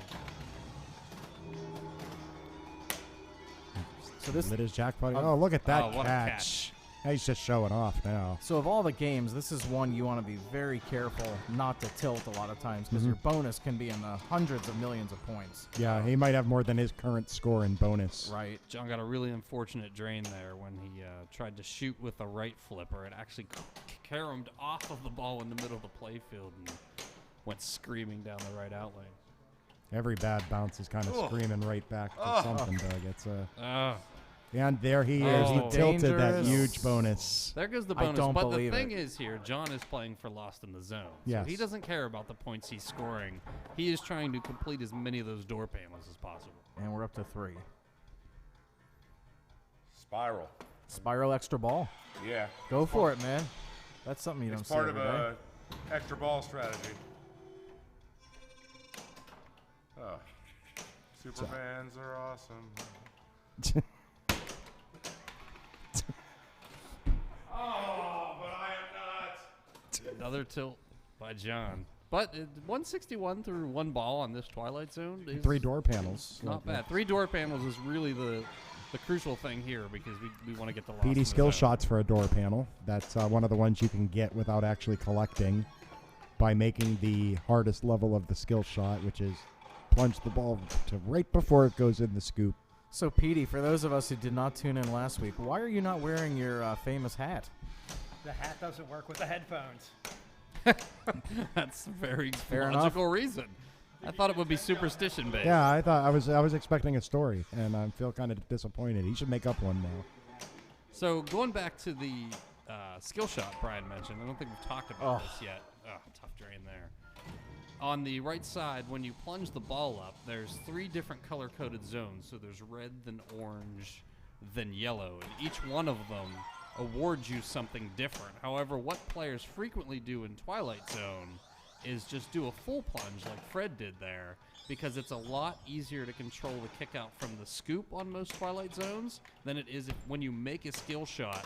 You actually kick it where the rocket is on the play field, and it sends it into the pop bumpers, and that's generally not where you want it on this game. Yeah, so a lot of people will completely bypass the skill shot in order to try and gain control of the ball off the plunge. And I think a lot of that has to do with ball save being on or not. So if ball save is on, typically on location, I'll take the skill shot. The yellow that you just mentioned, red, orange, yellow, is 10 million and will actually light the 10 million door panel, saving you from having to play one of the modes. Ooh. That's 2 balls in a row, the same stupid drain. So how are you going to prevent that in the future? I'm going to shove the machine a lot harder. I mean, that's actually a good answer. Is to right here. When you get When up it's near right that here. rocket kicker, because we've seen it hit it multiple times and then go down the middle. Is give it a nudge, give it a slap, try and change the momentum on that ball. Yeah, if I get it off that rubber and I pound it, it'll come up a little bit harder. Okay. So he does have a game plan. To answer the question, Pinball Wiz 45B is asking, is the upper flipper angled strangely? Yes. And it is on this game, just slightly. It makes the jackpot shot a little bit more tougher. And the piano mode shot a lot tougher. So it's harder to get lost in the zone. So what's interesting up there too is a lot of the game designers will use the playfield art to guide the shot. And so if you notice on the upper playfield, from the upper left flipper to the piano, there's that kind of yellow stripe that goes through The little fire laser thing going on there. it goes through that handsome man's head. But if the flipper's properly aligned, you can use that yellow line basically as a guide to make that shot, which I think most of us are used to, and having this flipper slightly off angle here is making that fairly easy piano shot pretty challenging tonight. But it is makeable. Ooh. Oh Wow. my gosh. Wow. I'm sorry, guys. I was blinking. What happened? that was... So that's one of those that there's nothing you're going to do about that. No, I don't think there's a nudge that saves That's that, just Doug. goodbye pinball. And here's Fred with no door panels through 2 balls. Yay! Okay, 1 door panel. It's a random award. It's a good award. So Punisher 106 in the chat points out when you get a high score in greed, the machine will say, "There, see what greed would get you." He says he believes that's because it's a call out to one of the pretty similar lines from the Addams Family pinball machine. And I would agree with that. Yeah, Pat Lawler tends to do that a lot. He's brought a lot of his previous games, kind of elements and call-outs and stuff from previous games. And actually, this come game's up kind in of full other of games. them, actually, In fact, Dad. you're listening to one right now, which is the music from Addams Family Yes. multi-ball. So this is the fast lock multi-ball. That's yeah. just what we're going to get into. The longer that you go without collecting the fast lock when it's initially counting down, it switches between what game it's kind of emulating the sounds from other Pat Lawler titles. I think there's Creature, I think there's Earthshaker, Addams Whirlwind, Family, Bonsai Run, Addams Family. and Go for the Hill, huh? I like that one. I know, but it's like right near the end of Fast Lock, so I kind of like want to wait for it to hear it because it's just unbelievably good music. But then it's like, well, my lock shots are kind of worthless. So the music in Bonsai is like some of the best music in pinball. Totally agree. Great game. Oh dear God. Somebody asked in the chat, Race Car Lock asked, is there something like a sister channel to our channel that streams classic arcade game tournaments? Yes, Mama TV. How would I spell that if I was searching for that? Or is that a joke? That was a joke. That was a bad joke. I thought that was an actual answer. I honestly know of one. I know that we've brought classic arcade games into our stream once before, and people didn't really like it. Maybe that's a suggestion for the future to create additional content on maybe a separate replay channel where we could go through some classic arcade games and do some gameplay videos of classic. Fred could play Robotron for like 4 hours. No. Yes, actually, he can. We'll do Centipede next time. If you'd actually like to see that, I'm curious how many people would like to see a channel like that. Let us know in the chat, or if you're watching this video recorded on stream on YouTube, put a comment in there and let us know that that's something you'd like to see, because it's definitely something we can do. We have the equipment, and we have 600 and some video games, so we have plenty of titles to choose from. 300. But I think Fred's the only one out of all of us that's any good at these games. So that's not true. That's not true. We have some hidden talents among local players that can play some of these classic games. And Fred's only good at Robotron. This is true. And Centipede. Very important. And Centipede. So what were your guys' All right, games so John, growing I up? think, is the first person we've seen tonight actually complete the power field there and get that ball up through the top hole. That's not true. So Okay, Doug, you're the first one I've seen do it. Doug, did you have a favorite arcade game growing up?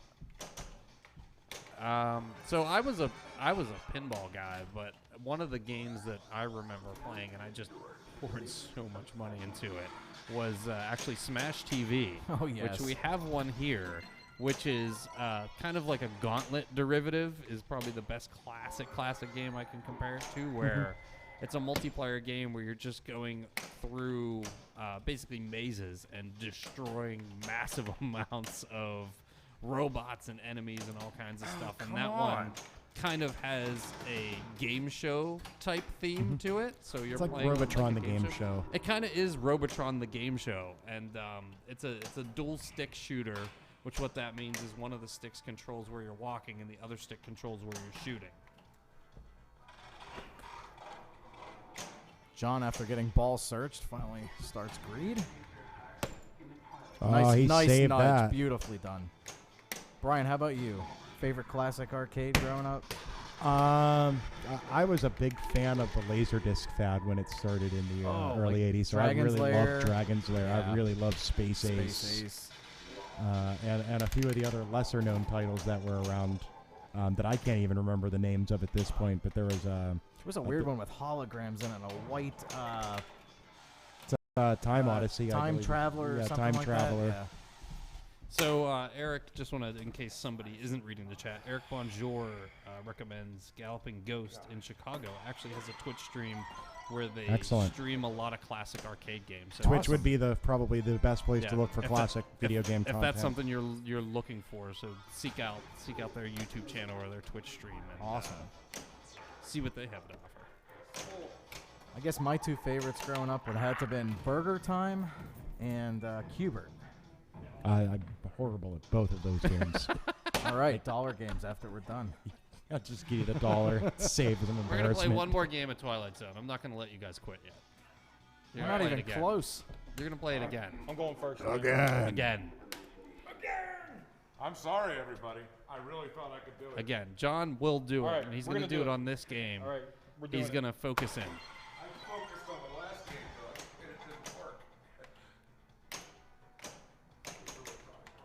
So Fred, There's who one. is proving that he's only good at Robotron tonight, Yeah. because he has not gotten lost in the zone on Twilight Zone. He did make a shot here, and he did start a mode. So, and he talked himself out of playing the ball. He did. He did. It's the damn super bad. Blaming the flipper rubber. It's not the flipper rubber's fault, Fred.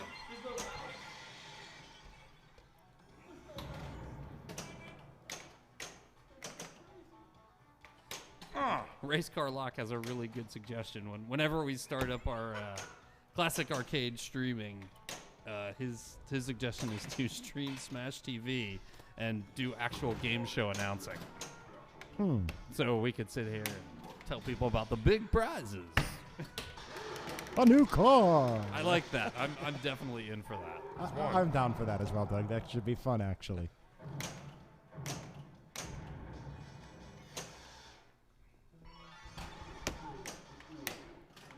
Nice shot. So John nails the fast lock. At 16, that's a heck of a fast lock. Fortunately, it's not going to get us to Lost in the Zone. Oh, No. man. But Out of the pop bumpers and right down the left out lane for the one ball. You never gonna have a chance. Yeah, but I can get robots for an extra ball. yes, you can. So robots are when you shoot the which ramp? Is it Left the ramp? It's The left the ramp. left ramp. Or the lock shot. The lock shot. Come on, John. There we go.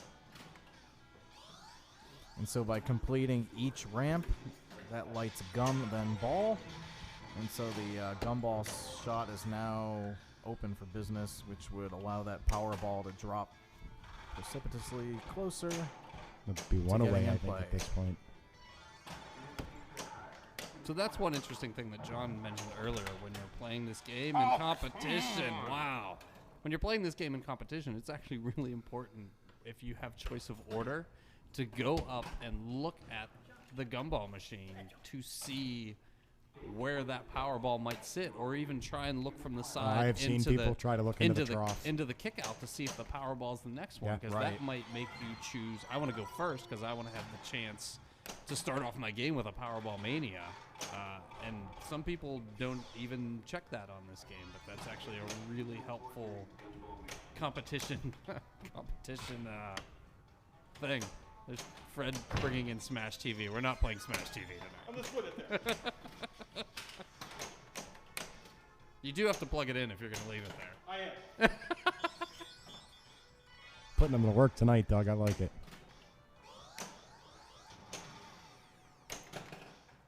It's funny because me and Fred actually one night we were here and we were about to leave, and then we decided to play Smash TV because it was literally on the way out of the building. It was sitting there.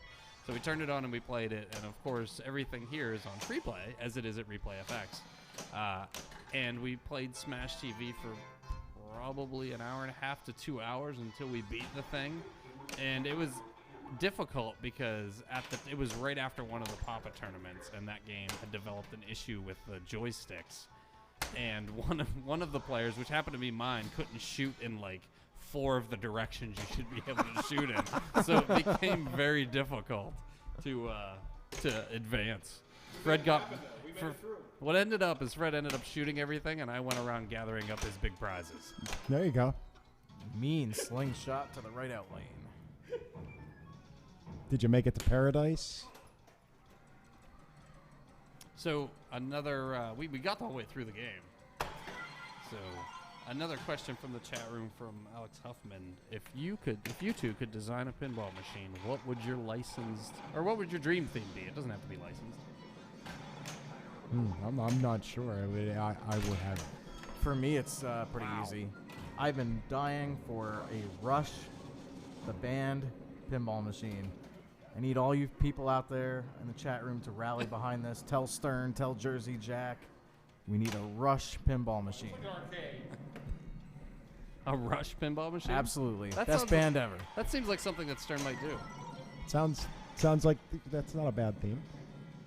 There's nothing that actually for me that jumps out right now that that should be a pinball machine. The other one I'd love to see done would be Legend of Zelda. From a Nintendo standpoint, one of the best.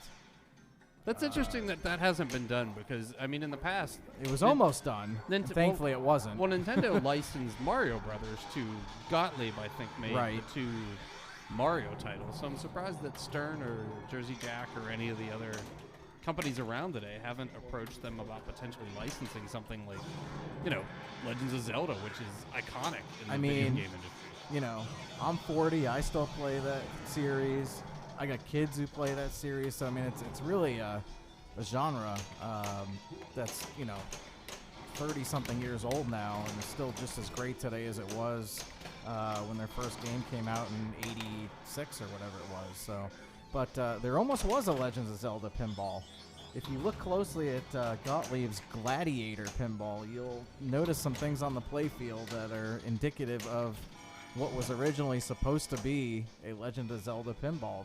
Is that true? Yes, something happened with the That's license, confirmed? and Wow. go look at the playfield. You'll see the Triforce and some other things on there that, and it's kind of goofy layout. That was originally supposed to be that game that became Gladiator. Wow. And I I'm did kind not of know glad that. it didn't, because, well, how many people here like Gladiator the pinball? Pete. So Pete loves that game. He loves that game.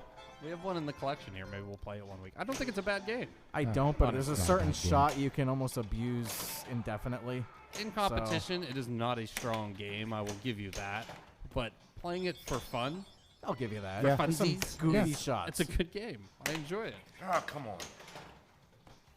But yeah, I would absolutely love to see Legend of Zelda pinball. I think with LCD displays and just the genius that surrounds pinball design today, some amazing stuff could be done with that license. So, as John is struggling with his shooting accuracy here, Race Car Lock is asking Oh, that wasn't even if a miss. anyone in the booth has heard of Future Pinball. I do not know what that is. Okay, so Not this is familiar something with important to actually explain. So there's a free extra ball that's lit here.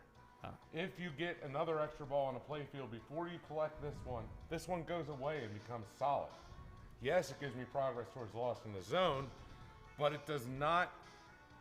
It it's doesn't one that actually takes give it- you the stacked extra ball. I'd love a sacked extra ball to give me a chance here. That's why I'm going for it.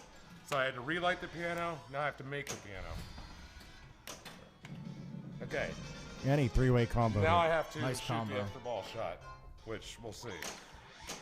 It goes away if I miss. Oh, look at that There we creative. go. He's got the trap, and Got it. boom. And the lock. Taki So I'm Tina also close to gives my him the second extra ball too. So I got a chance. There's a prayer. There are a lot of extra balls in this game. Yes, there are. If they actually, if you actually play it in a location with all the extra balls turned on that come factory on the game, there are quite a few you can pick up.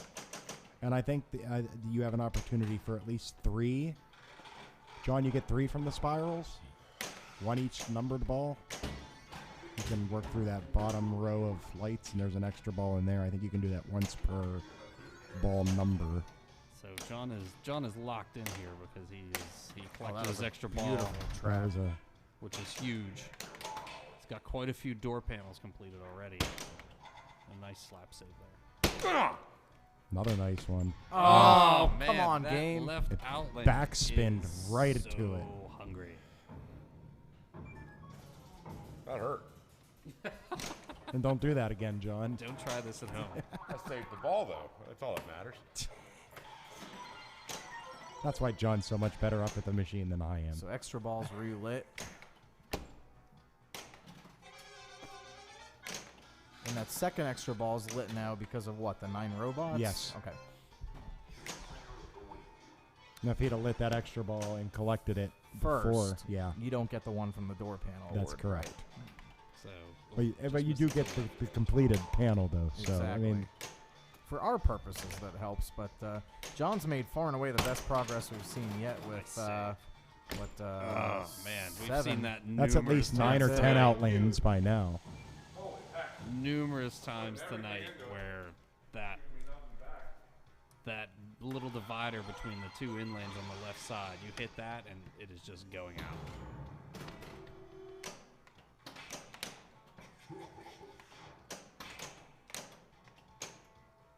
That divider tends to get me on a lot of games.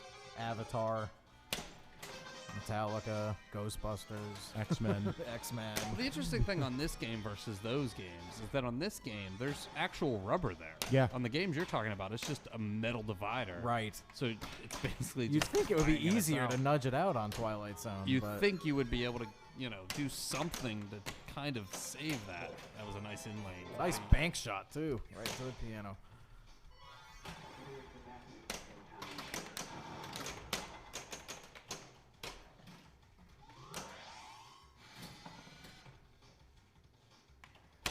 So Pete did something interesting there where he just held the flipper up. It's interesting because I usually hit the piano and take the random worthless points, but I like this strategy here. Yeah, so he could get a little bit, what he thought was a little bit more controllable feed down to the lower playfield. It was a controllable feed. Take some of the speed off that ball. And that may or may not work on, depending on what copy of Twilight Zone you have, How that steep ball it comes is off or- that flipper. Yeah, and I mean, especially on this one where that upper left flipper is misaligned just a little bit, making that piano shot not a given by all means. And Because maybe it's better to do that and try and get control of it versus just flailing away at that piano shot. I think by design, if that upper left flipper is set normally and you hold it up, that ball is actually directly guided to the right out lane. Huh. Good shot. That He seems touched the mean. door. I lost the extra ball that John was talking about, though. So that's one less extra ball that Pete is able to get. He's gonna litz on this ball here, so it doesn't really. He doesn't need the extra balls. It's just showing off at this point. Right. And I know we're not going for jackpots here, but the first multi-ball, you can actually start with one ball locked and opt not to lock two balls before getting it started. It's kind of a risk-reward thing. You get multi-ball started earlier, but you'll notice the jackpot value started only at 15 million as compared to, I think it's 40 or 45 million if you start with the three-ball multi-ball by locking both balls first.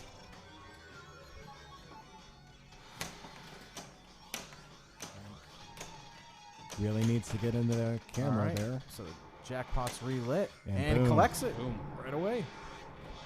Make that look easy there, Pete. So you can kind of cycle this and get it going. So now he's going to put the ball back in the camera. That's that blinking white arrow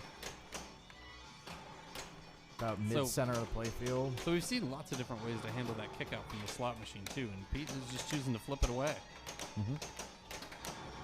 He's having some success with this. It's sacrifice some control to take a. Yeah, Pete's play style is way different than John. It's actually good to see these two compared because Pete is much more of an on-the-fly player. Doesn't tend to trap up as much, tends to try and hit a lot of shots on the fly and keep the ball moving. Be nice. And they're both exceptionally good players. So what that tells you is there's not one set style that's called perfect pinball play either. So now Pete's going to have to deal with a Powerball He's got his feed. extra ball lit on the out lane. He's going to get a Powerball feed out of the scoop, which has been tough. He survives it, and Oh, nice Oh, shot. there it is. Right off There the it flipper is. tip. he meant to do that, folks. All right, Brian. So like you said earlier, there's a frenzy, if you will, Yeah. going on right now. All shots worth 250,000. In addition, Pete's trying to get the ball up that right ramp with the blinking orange arrow. That one. Like that. And he'll basically, every time that ball crosses either of There's those jackpot. black dots, it's flipping a magnet to flip the flipper. And the result is a 50 million jackpot that'll be available as bonus. And then he just has to shoot the left ramp to relight that, correct? Correct. Which is interesting. This is one of the few areas the game doesn't give you a cue on the play field per se. That's what you need to do, but No, I believe that's strictly on the DMD.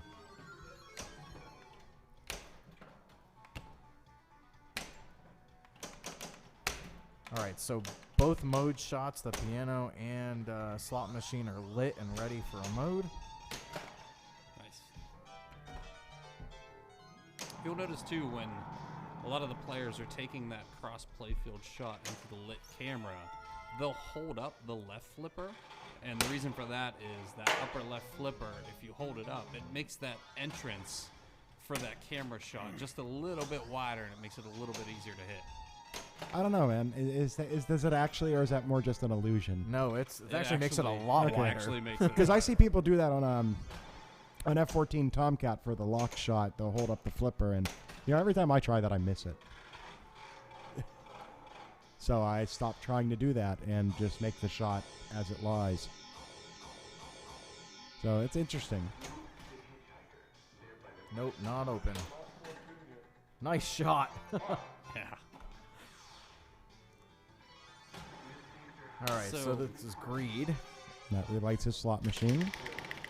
But if he beats the power here, he will be awarded the next lit mode. So this is a mode you don't tend to really play for. No. No, because it's all the stand-ups, which usually are bad. Double outlanes. I don't think you can get 2 extra balls, though. The Foo Killer is asking, what triggers the scene where the car goes through the wall instead of crashing in Twilight Zone? Oh, that's the Dead End Award. So that is the shot through the pop bumpers, Mhm. correct? Yes, Right. but after you've hit the return switch on the in lane there. So it's the right in lane and then through the pops. Which I think, as dangerous as that is, it should be a pretty hefty reward. And anytime you get near the pops in Twilight Zone is dangerous. In fact, I think there's actually an extra ball available if you do that enough times. I don't think Three I've times. never seen that. I think on 3 mine times. it's set to 8 or some absurd thing. So to Eric Bonjour in the chat is asking, is this Twilight Zone that we're playing, is it our best looking one or is it the easiest to play? So a lot of times what we pick for the stream is our tournament machine, because usually it's the one that, usually if we have multiple copies of a game, we keep notes on all the games and when the texts go through them and which ones we use in tournaments. And the tournament ones just tend to be more reliable because they get a little bit more attention from the techs. For example, this is the Pinburg Twilight Zone, so our techs have already been through it, anticipating Pinburg, which is coming up in a couple months. So we don't tend to pick the easy games for Papa TV. We definitely want to have a challenge for our players, which, you know, sometimes results in us not seeing the things we want to see. But I don't know. I just have a lot more fun watching pinball when it's not a 60-minute game. I agree with you. But you have a lot more fun playing pinball when it's a 60-minute game. Actually, no. No. I prefer games that are quicker playing. Like modern games that I really enjoy are Iron Man is definitely one because that's fast. That's a that is super a fast hard, fast, brutal game. I tend to enjoy a lot of the solid state games for the same reason. You don't play them as long. We were playing last weekend when I was up in Toronto. We were playing Fishtails, which is another game that tends to be a harder playing super fast game. Right. And, you know, you have that game where you get 20 million, 30 million, 20 million, 40 million, and then you get like 400 million, where you finally score that super jackpot. And to me, that feels so good after the that's a game great has feeling. just kicked you in the face.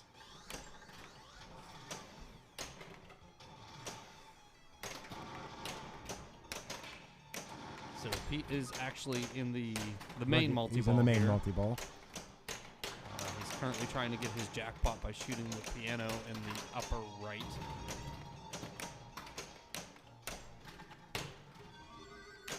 Oh, And I think we've seen more of these piano shots made indirectly off other posts and With that upper flipper just Things, out of alignment, it increases the There it difficulty. goes. Oh, Get in there. that's how you do it. That's and I exactly believe how that he little drew it nudge up. at the end helped that ball in there totally.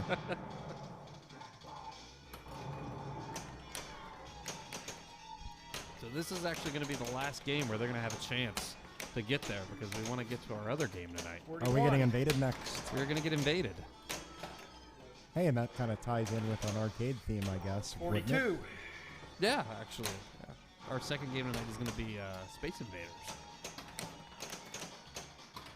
That wasn't nice. oh, So Brian Dominy has helpfully pointed out in the chat that after you get your 9 robot extra ball, you can get another one when you get to 45 robots. Mhm. So Pete was definitely shooting for that to try and extend his game and get some lost in the zone going. outstanding ball though. Score-wise, that was a pretty solid game from Petey. That was only ball 2. I was figuring all the extras there. Ball 6. Come on, my ball's over. Fred's not believing in himself here today. Fred is having a rough time with this I'm always particular having a rough Twilight time. Zone. Is he eating while playing?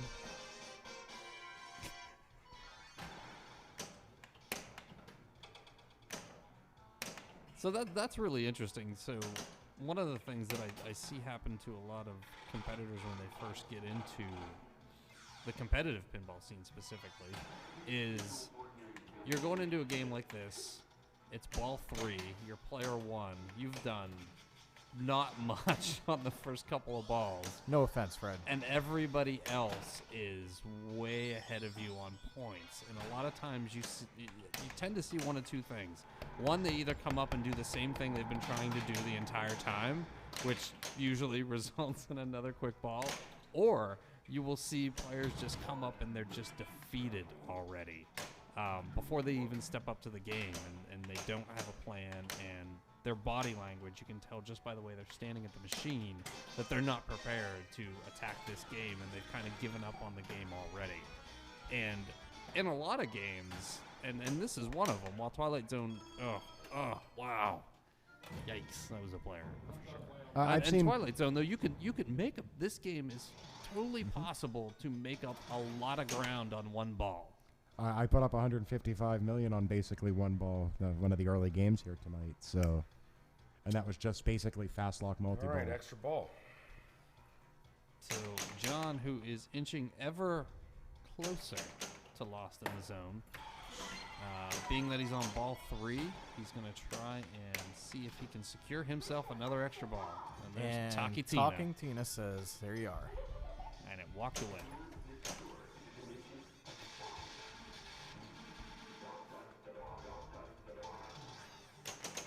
So What Beatrice, camera's next? I don't know, John. I don't know How do we which find out what last one camera's was. next? It's not in the info. Yes. oh, that's how you make the Yes, piano I'll shot. take that. Off the post. 14.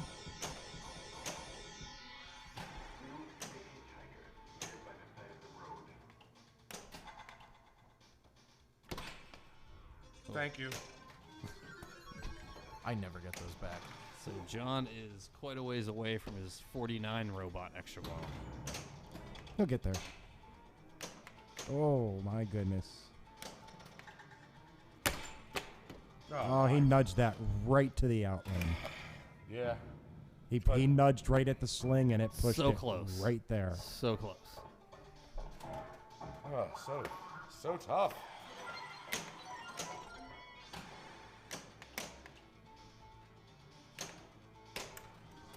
Go away. Come on. Chris Stevens pointed out in the chat, too, also on this game as it's currently set up, there's no ball save on it. So if you get into those pop bumpers early and it kicks it down the outlane, you're not getting that ball back. Right. And we've been seeing players try to plunge right through all the skill shots into the scoop, and the scoop's like, no, I don't want you, and rejects the ball right back to the rocket, which puts it in the pops where you didn't want it to begin with. So. Jim Brooks pointed out in the chat that skill shot equals death, and it Oh my does a lot of gosh. the times on this game. Well, John really didn't want to play that anyways.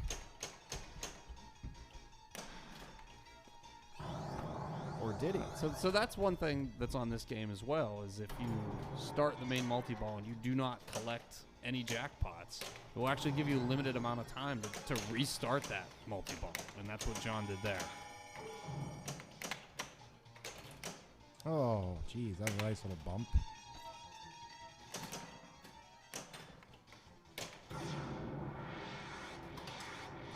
Oh, man. You didn't want to be a multi-ball anyway, John. That slingshot just whipped that ball into the outlane. And that ability to restart a multi-ball, was that something Lawler created on his earlier games? I don't know if that was his idea with Bonsai Run. Whirlwind had that ability. I don't know, but it's really nice on games like this where, like, this game doesn't give you jackpots. Right. Like, you have to earn them.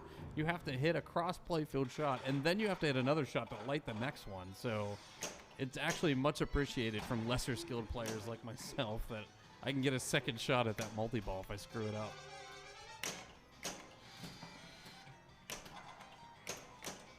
Yeah, that piano shot off that upper left flipper is super late. Oh, my- nice save by stay in. John. As you can see, you missed that scoop. That's you have to dig that ball out sometimes. And you don't have much time to make the decision on how you're going to save that ball either, so... Normally I'd go for the powerball, but not now.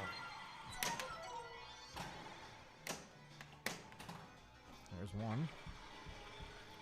So you notice too that John earlier has adjusted his play to that slot machine. He was doing that downwards nudge earlier, and he's not doing that anymore because that He's slot tired. machine. Is feeding a lot better now It's than a it skill was thing, before. John. The slot machine is feeding a little bit better. That's where I was going with that. You don't have to. I mean, yeah, it wasn't doing that much better for me. It was for a bit, but not now. Man Bear Pig 900 in the chat room is asking if anyone else is gasping and hitting down on their desk when you're saving the ball there. People are Yes. virtually trying to save the ball for you, John. They really want Please you do. to get there. They Don't want let- you to get there. Don't let me drain it. We here at Papa TV are not I responsible can't for any seem to hit damage to your the right tables. ramp for some reason, but come on, baby. Poor tables. Ah. Okay. No. Not that. Oh, this is big. Useless. Click bonus is Not. good, but not what he's looking for. He's not looking for points. I actually would rather have outlanes. Yeah, if Yeah. you get your outlanes lit, you're going to light your extra balls. Anytime that ball's moving slow or sideways, it's not what John wants to see. Come on. Thank you. Now he gave that little nudge there to Get that ball into a spot where he can actually start affecting it. So if John can put this ball through that hole at the top, not only will he get a whole bunch of points, and it didn't happen, Ugh. but it'll actually award you one of the door panels you need, which is huge right now. it'll award you the lit door panel. It's the equivalent of shooting the piano, I believe. Yep. But that power field is still lit on the right ramp, so he can put it right back up there and try again. Maybe. Oh my goodness. Oh my gosh, on the fly. So, interesting fact about John. John actually was in a band called Twilight Machine, Yes, he was. I saw them in concert. which they named it after this machine, if I'm correct. And even if I'm not correct, that's what the answer is now. That sounds fine. We're gonna go with that. Okay, let's get it in there. Come on. Everybody nudge up on their desks right now. Come Oh, on. get in there.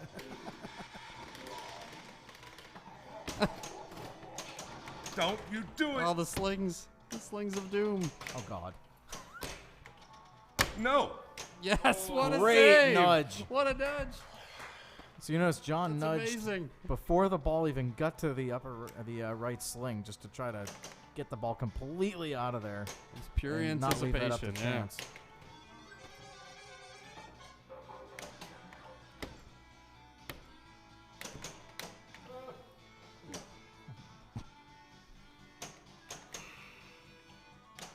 Oh, come on. Just give me a freebie. No, there's no freebies here. Everything's earned. There it is. All right. There you go. So all the door panels have been collected. Now he does not need to question- relight the slot Two more machine. door panels. Question mark is Two lit. more door panels. Oh, that was not. One. I'm lying to myself. He wants to. Got it. Lost in the zone. There he goes. There we go. We made it. The victory dance. Woo! This is a cool mode. And the game's gonna go through all the rules.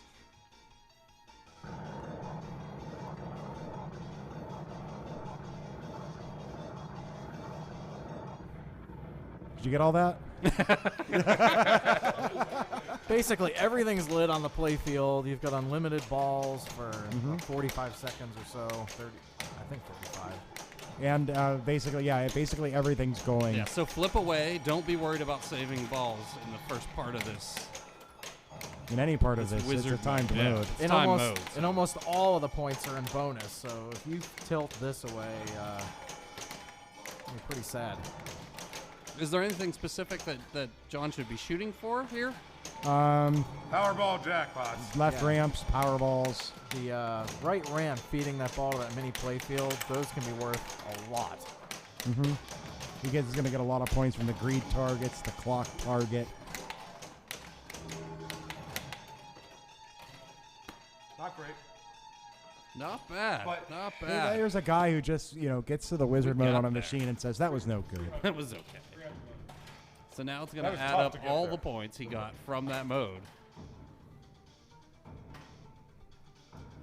Obviously, now that this machine has been Wow. blitzed, we're going to have to make it even 300 harder million. for Pinberg. I'm like, Here's that's a the trick pretty with the high scoring total. on Lost in the Zone. Lost in the Zone scoring keeps the progress you've made on other modes that are collected during Lost in the Zone. So if you've had another Powerball Mania during a Lost in the Zone, you're going to get the full value added to your Lost in the Zone total, which can make a huge Lost in the Zone of maybe 500 million points. Yeah. That wasn't bad, So- but I got some cheese in there too. Question from the chat for you, John. What is the most efficient thing to shoot for in that mode? I generally am trying to put it up for the ramps. I'll probably hit the clock millions and I'll bounce off in the greed targets at the same time. But, I mean, The advantage of the ramps, too, is for the most part it'll give you controlled feeds. Yeah. At least half the time if you're hitting the right ramp. Which is oh, now you do that. Yeah, now it's just Why going to not? bounce in there, it's just John. going in there now. That's how easy it is. You've proved your point. Chris All right, Stevens Pete, you says wanna he goes shot at it? for the Powerball All right. jackpots in Lost in the Zone. Go do it. So John is going to step away from his game because he has He is lit. accomplished Lost in the Zone, which was a harrowing ride that we're all glad we got to join. Uh-huh. So now we're going to see if P. Hendricks can get this. This is definitely doable. Damn, who was player one? He sucked. The Dolphin Whisperer. Fred, we appreciate you cutting your game short so that we could actually have time to have John get lost in the zone. We were talking about it before. I figured I'd, let him, show what he has. You're such a giver, One Fred. thing with Lost in the Zone, too, it completely shuffles the gumball machine back up. Just it puts every ball in play. Where originally the Powerball was next. Now it's at the top. My plan was to go after the Powerball immediately, but John ruined that. John ruined it. But there's no mode there, Petey. Why would you go for the Powerball? PD just wants Powerball. He does. Either that or he's going for 99 robots. He wants his 20 million. 99 robots would be cool. Is that what you get at 99? You only get I 20 have- million for that? I fall asleep before 99 robots. You I don't know. You get drowsy at 99 robots. I had 94 bear kicks on an Addams Family game yesterday, and it was just obnoxiously slow grind. You don't want to play again for weeks after that. Nice bank shot. Now he's 4 modes away. from Slow it having down, Rick Pete. split. Wow. I love watching Pete play. I got to say that. Oh my god. Oh, He's going to tempt Jose. fate again. Do it. He likes those pops. Oh. It live flip And a spiral. into the gumball.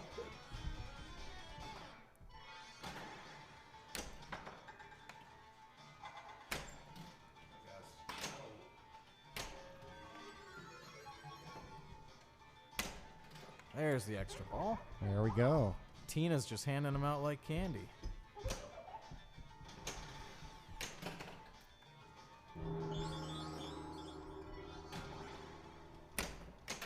Oh. But he got an extra ball, so But still, that He's back.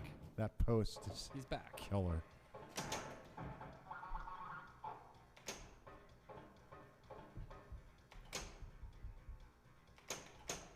This is a game that if you're in the collector Yeah, see, side, it tells you. Outlanes. it does tell you. If you're in the collector side of pinball, which quite a few of us are, has some of the craziest mods of like any game. Like this game, people put everything. Yeah. I've seen some pretty tricked out Twilight Zone. Yeah, I have seen a few as well. Oh. I think one of the actual favorites that I saw was someone had one with the ramp that game, comes across the everybody. middle, had an extra spiral in Right, it. I'm going to let John sit down and tell us about his journey to Lost in the Zone here.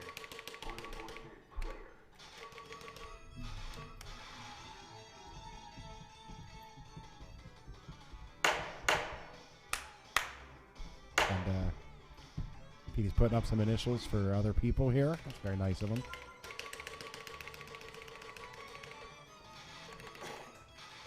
We're going to switch our games out here, and we're going to bring in Space Invaders to play.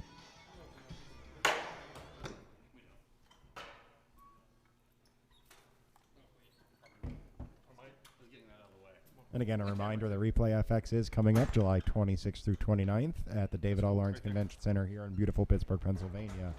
Hope a bunch of you already pre-registered and got your tickets, and I hope to see you all there. We good with wires?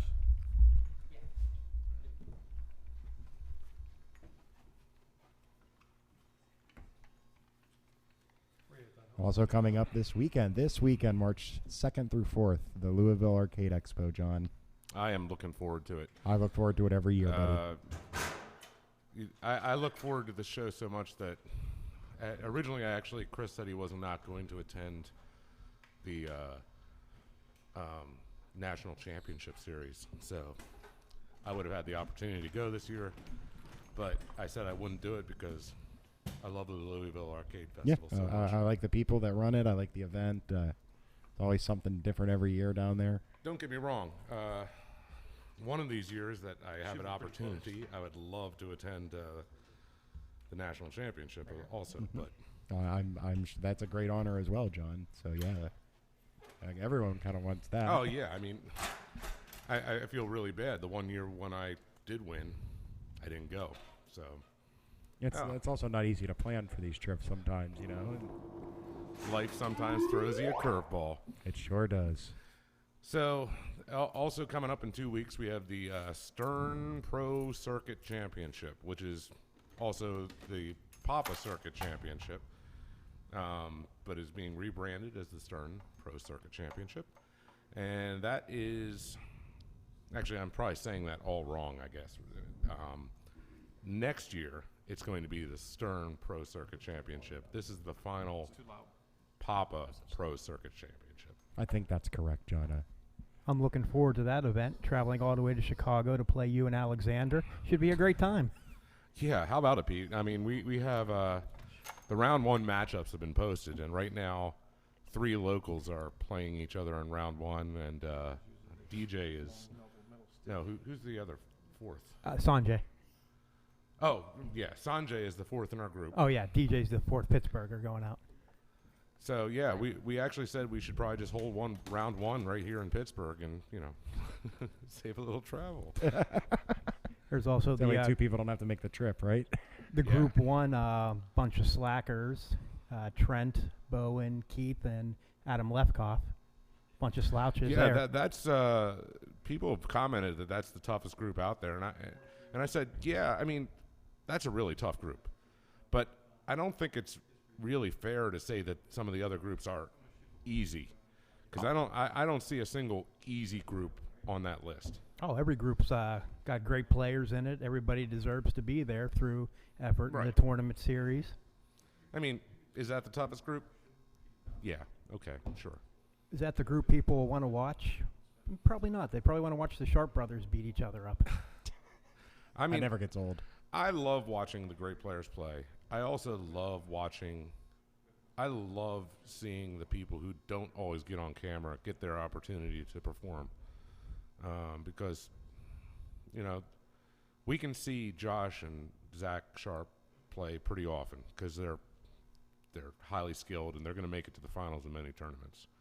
You can see players like Keith and Bowen play pretty often. There's some players on that list that you probably won't see as often. And I think it's a really nice time that both they can be seen and critiqued for their pinball play.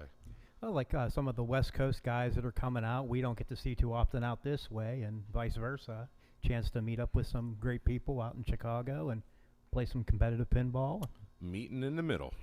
All right, so here we go. We're switching over. This is Bally Space Invaders, a horrible game from 1979.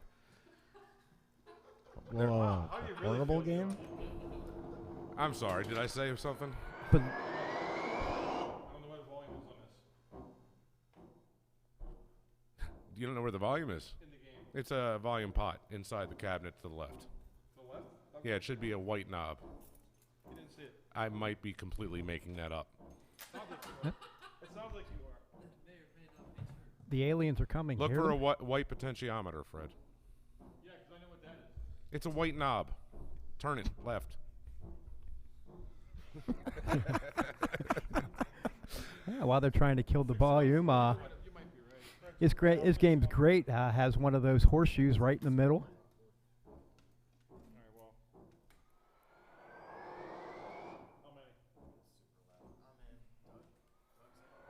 Yeah, I look forward to seeing the people come out to watch the circuit final, and I'm sort of curious as to how it's going to look myself.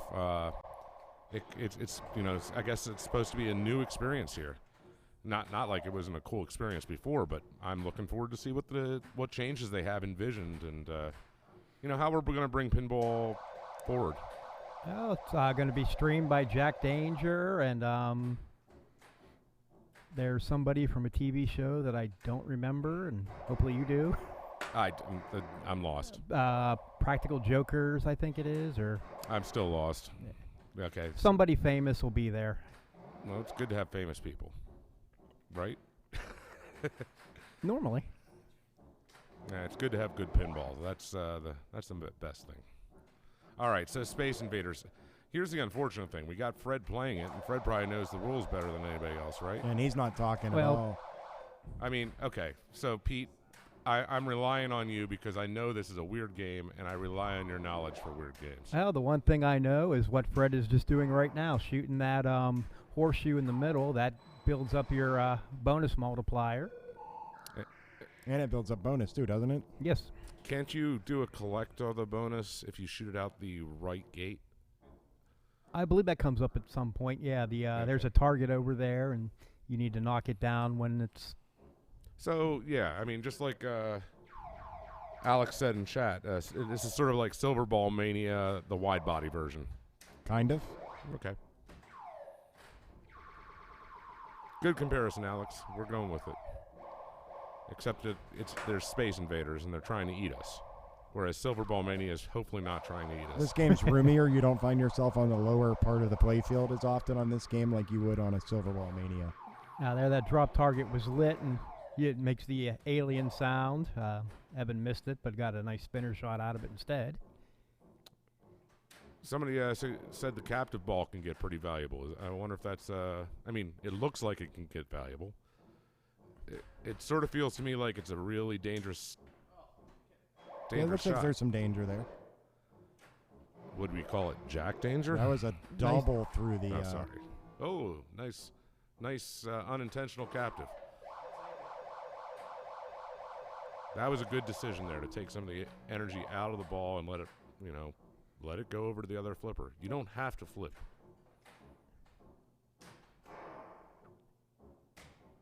Nice bounce. Well, apparently that captive ball was pretty good. That was, 30,000 there. Yeah, I mean, Got to take the lead. So, A very good ball. I mean, keep in mind, while this isn't one of my favorite games to play of the Bally generation, you better know something about it if you're going into a tournament like Pinburg. Yeah. You better have a game plan. You'll see this in a lot of places too. At OBX this year, they snuck this into the finals. They changed up some games, and there this was.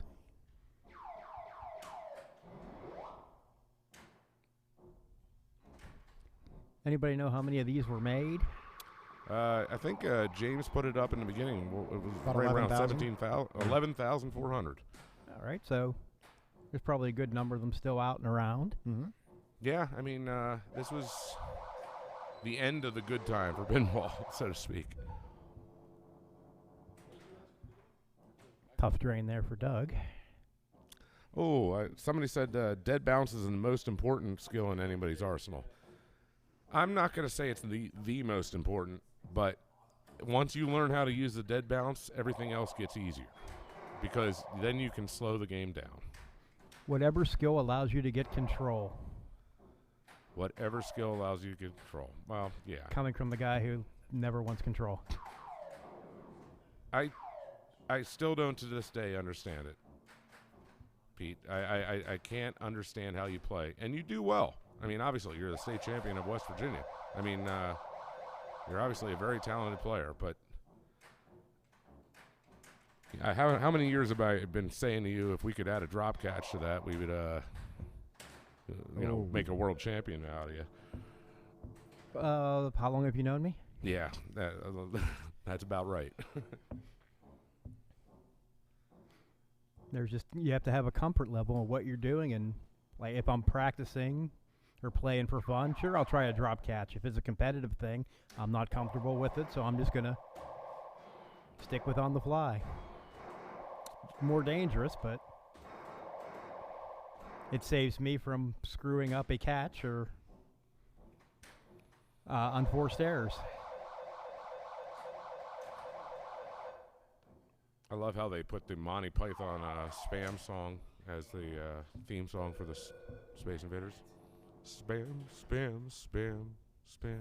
No. Spam, spam, spam, No. spam. Okay.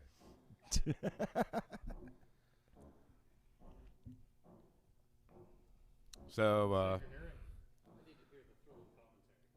thrilling commentary.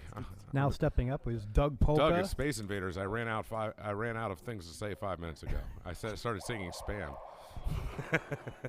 Well, he missed the skill shot there. You can see there's two lights up at the top that were lit, and it'll rotate back to the middle, and he missed them.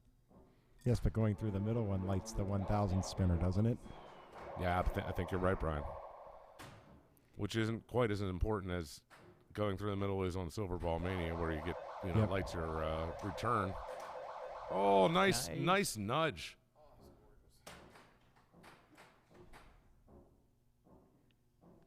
All right, takes his time, sizes up the next shot. Let's see if he can build a brick.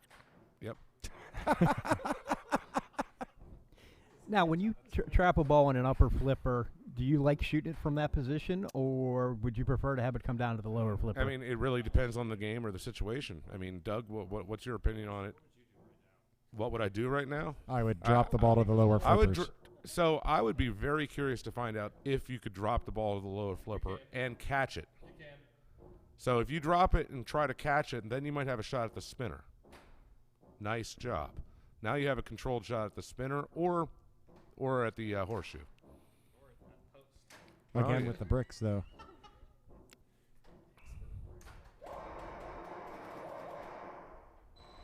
Oh, that was a designer brick there. Yeah.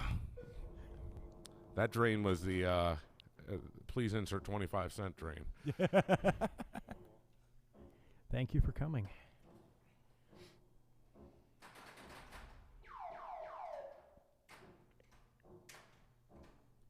And Fred's immediately going right for the bonus X's. So while we're watching Fred try to max out his bonus again here, see if there's any questions about the upcoming events for the summer. We're here to answer them with joy and glee. Am I joy or glee?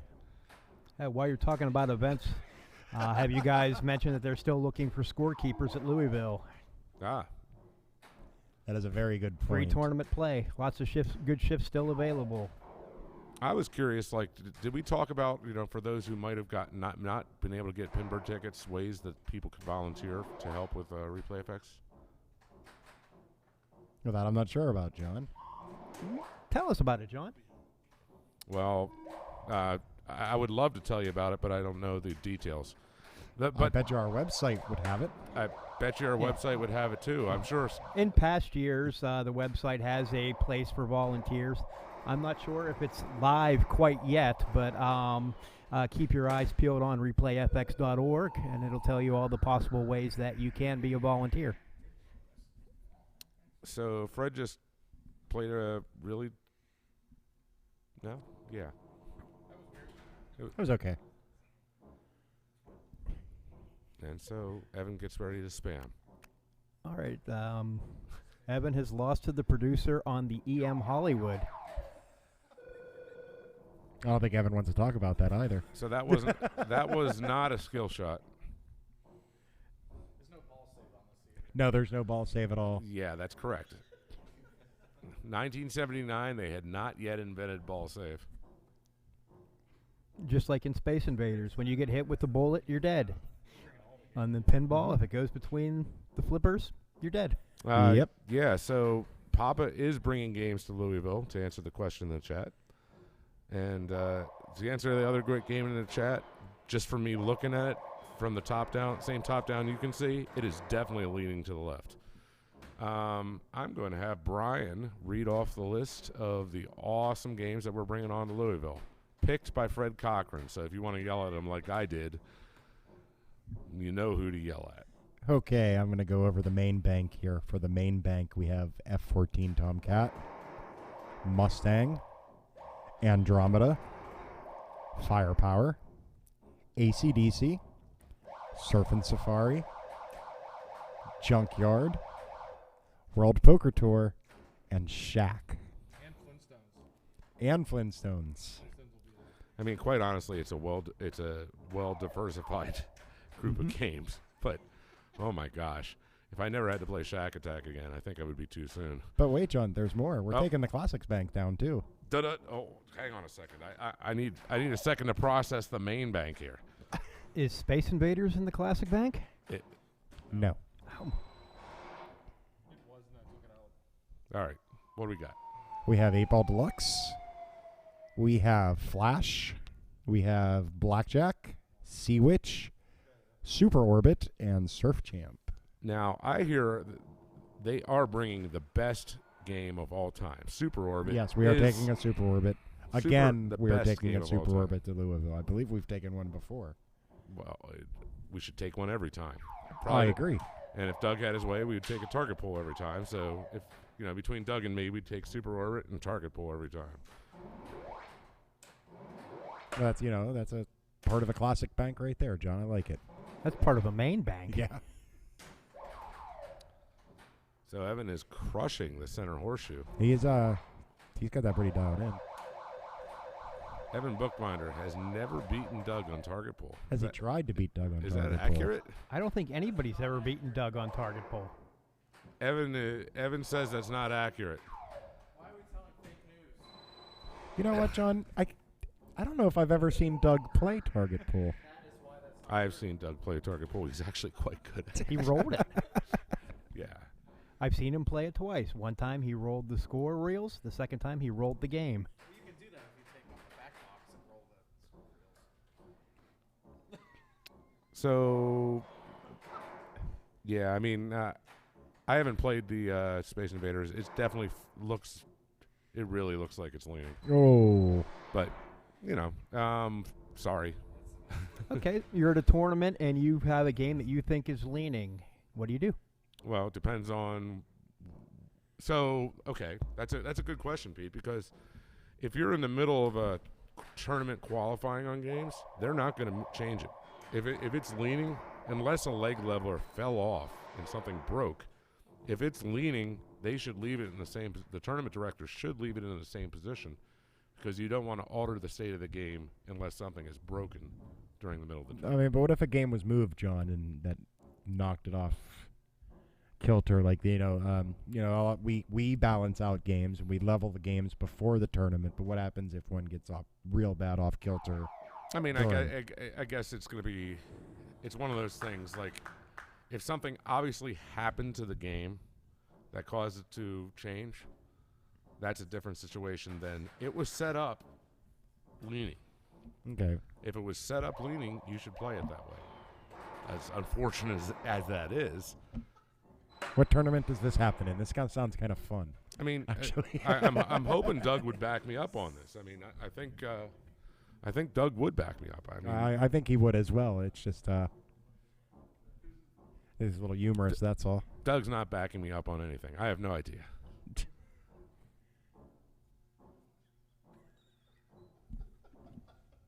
What about after qualifying but before finals is asked. I would actually say after qualifying is over and before finals is a time that you can make an adjustment. I would, though, point out that for a tournament director, you probably want to make mention that you have made an adjustment to the game. Yeah. And your players will probably be cool with that if you let them know. That's all. Just Right. And I know, and the logical follow-up to that question is, should you give the players an opportunity to practice on the machine afterwards? And the answer is, that's up to the tournament director. yeah. One of the tournaments that I directed, that's what we did. Well, it wasn't re-leveling it. We made the tilt a little bit looser and gave all the players 30 seconds to learn where the tilt was for the finals. And what tournament was that for? I probably with Atlanta, but I don't remember for sure. Okay. I mean, so you made the decision to give the players the opportunity to try it out. Yeah, well, they complained during qualifying, and we couldn't change it at that point. It had to be the same for everybody. But Right. after watching the play, it's like, yeah, it was probably a little bit too tight. Let's make it a little bit fairer for finals, because nobody wants to win that way. I mean, wait, hang on a second, Pete. I'll win that way every time. No, actually, I don't want to win.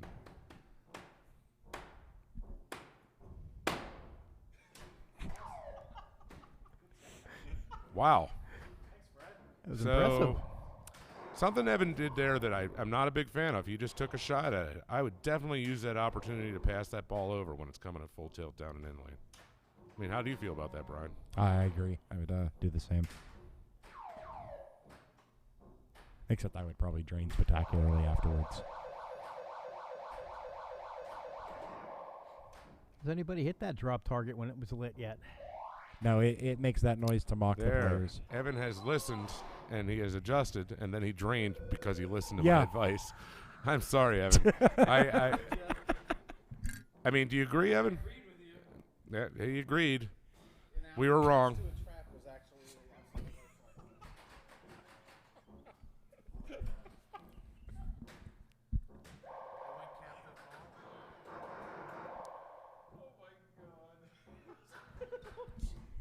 So here's our up-and-coming producer, James, giving it a whirl here. Wait a second. I just read that. Welcome to the party, John. Is that true? Okay. We're just going to leave that there, and we're not going to say another word about it because they're listening. All right, I'm going to challenge James to the next game, and if I win, I want to know the secret. I mean, the less people that know, it's the safer. Yeah, I agree. That's true. Maybe I don't want to know the secret. I don't want to know. I know nothing. Oh, that was a nice nudge. Fred saved that ball from certain doom. And then he put it back into certain danger. He's just shooting stuff on the fly now, and Oh, yeah. You see how much that But he's shooting jump it to the left. effectively. true, he didn't drain. So often I notice something, if the ball's moving too fast for Fred, he might do something called, I don't even know what you call the move, but he takes a little energy off of the ball when it's coming down, and then it actually shoots it from a, what do you call that move, Fred? It's like a drop catch into a live flip. Instead of trapping, he just plays it kind of on the fly. Yeah, I mean, you know what I'm talking about, right? Yeah, on this game, It's not really, used in this game. okay. It's more like in more modern games. Let's see if I can do it. This game starts yelling at me. Want everybody at home to sing spam. No.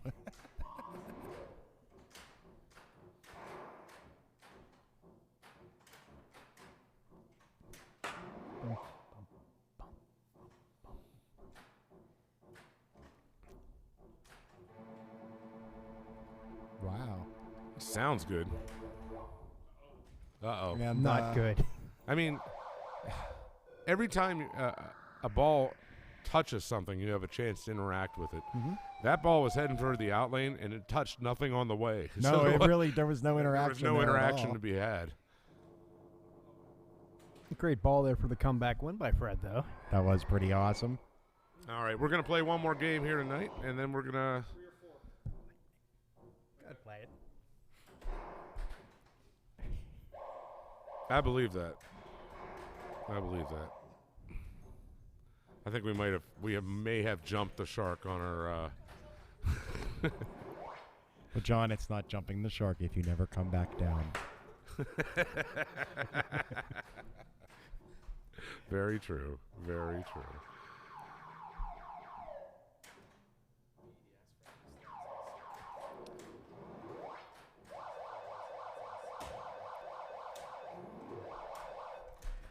So, Fred, what are your thoughts on spam?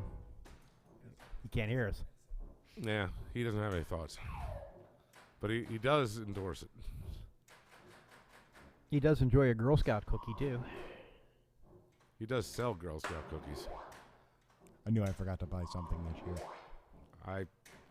I ended up buying a whole lot off of another friend who has a young daughter. And, whoever asks me first gets my $20 worth of Gets the Girl target Scout, and drains. Girl Scout cookie orders. Monster ball there, though. 215. That was a good start.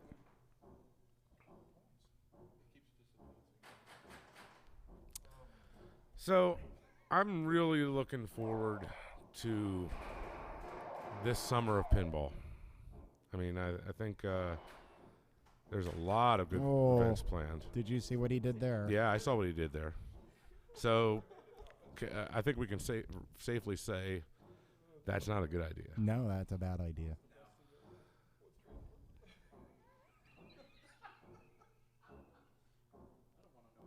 Doug, we have definitely jumped the shark. Definitely jumped the shark, even if we don't come back down.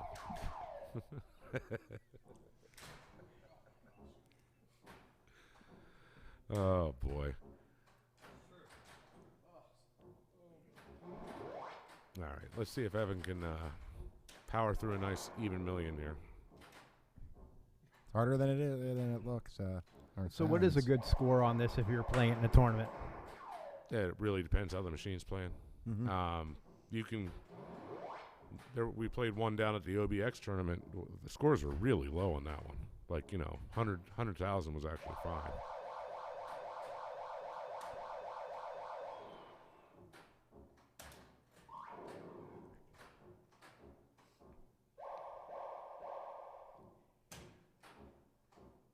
The sounds on this game are just amazing. That's good stuff.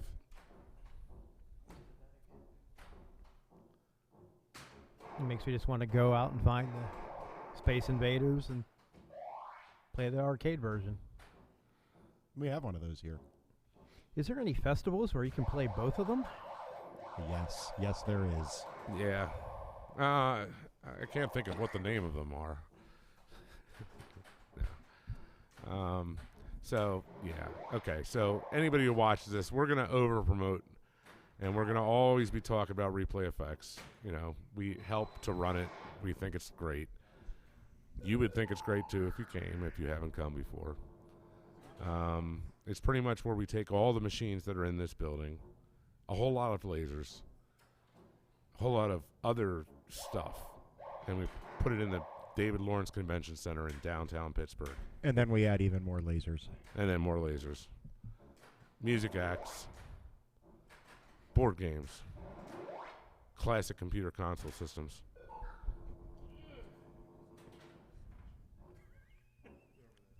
Yeah, I'm never bored there, John. There's never a never a moment dull Replay, moment. At Replay where Well, I'm bored. I'm never bored because I help run the event, so therefore it's just it's 120 hours of straight adrenaline pretty much for me. So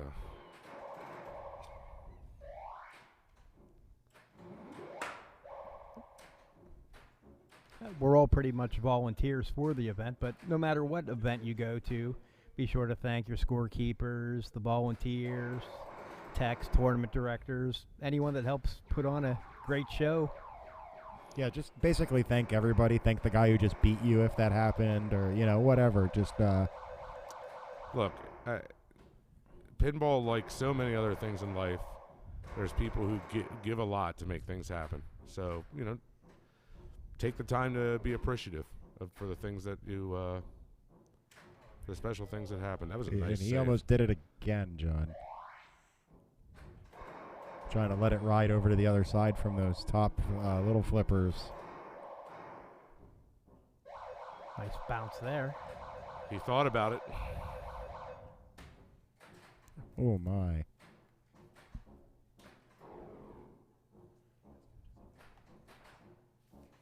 The design for this was Jim Farah.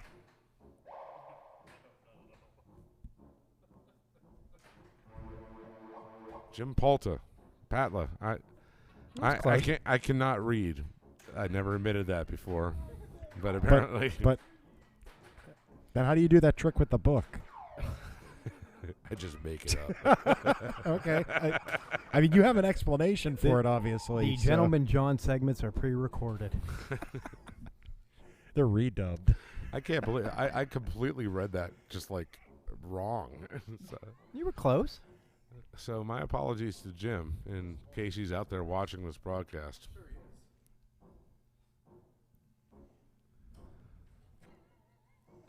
So, Evan, I heard that you once transported a pinball machine home on an Uber ride.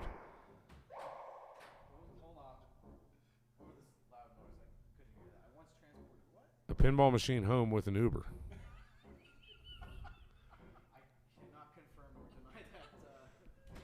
Sometimes that's the best policy. That's a good answer.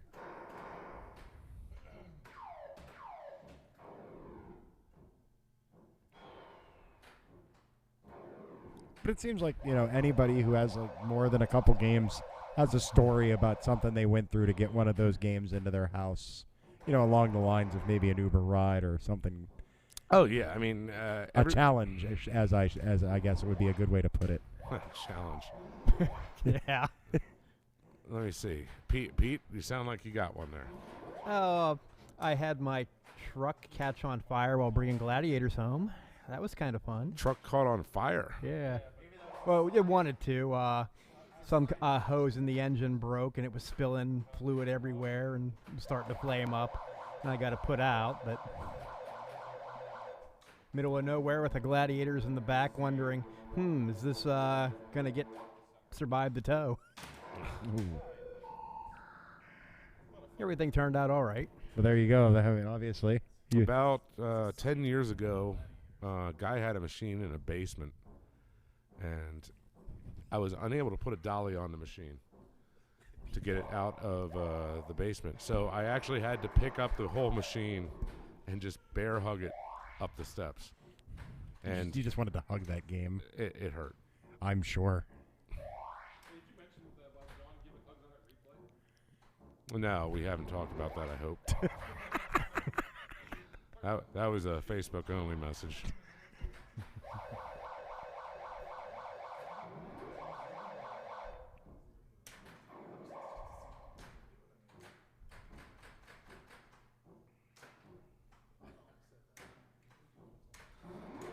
So I heard from the chat room, Pete, that there's a lot more to the story than just it catching on fire.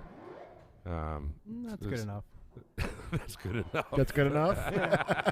I mean, flaming truck, what else do you want? Okay. Yeah. And I'm guessing the person in the chat room who said that probably knows. Gee, I wonder who that could be. I'll give you 3 guesses, and the first 2 are wrong. My first guess is Doug Polka. My second guess is Dan Burfield. And my third guess is the second place finisher of the women's tournament at Kickback on Saturday. Second place finisher. Yeah, that's pretty good. Virginia Hendricks, congratulations on that. Lost to some Replogal. Yes. It's an interesting I've seen battle. that happen somewhere before. Watching an owner of a Twilight Zone play an owner on of a Twilight Zone on a completely different Twilight Zone. It's a thing of beauty. Well, they're both are definitely going to know the rules to it. So, and hopefully, after watching almost 2 hours of Twilight Zone streaming, you guys know the rules to Twilight Zone a little better too.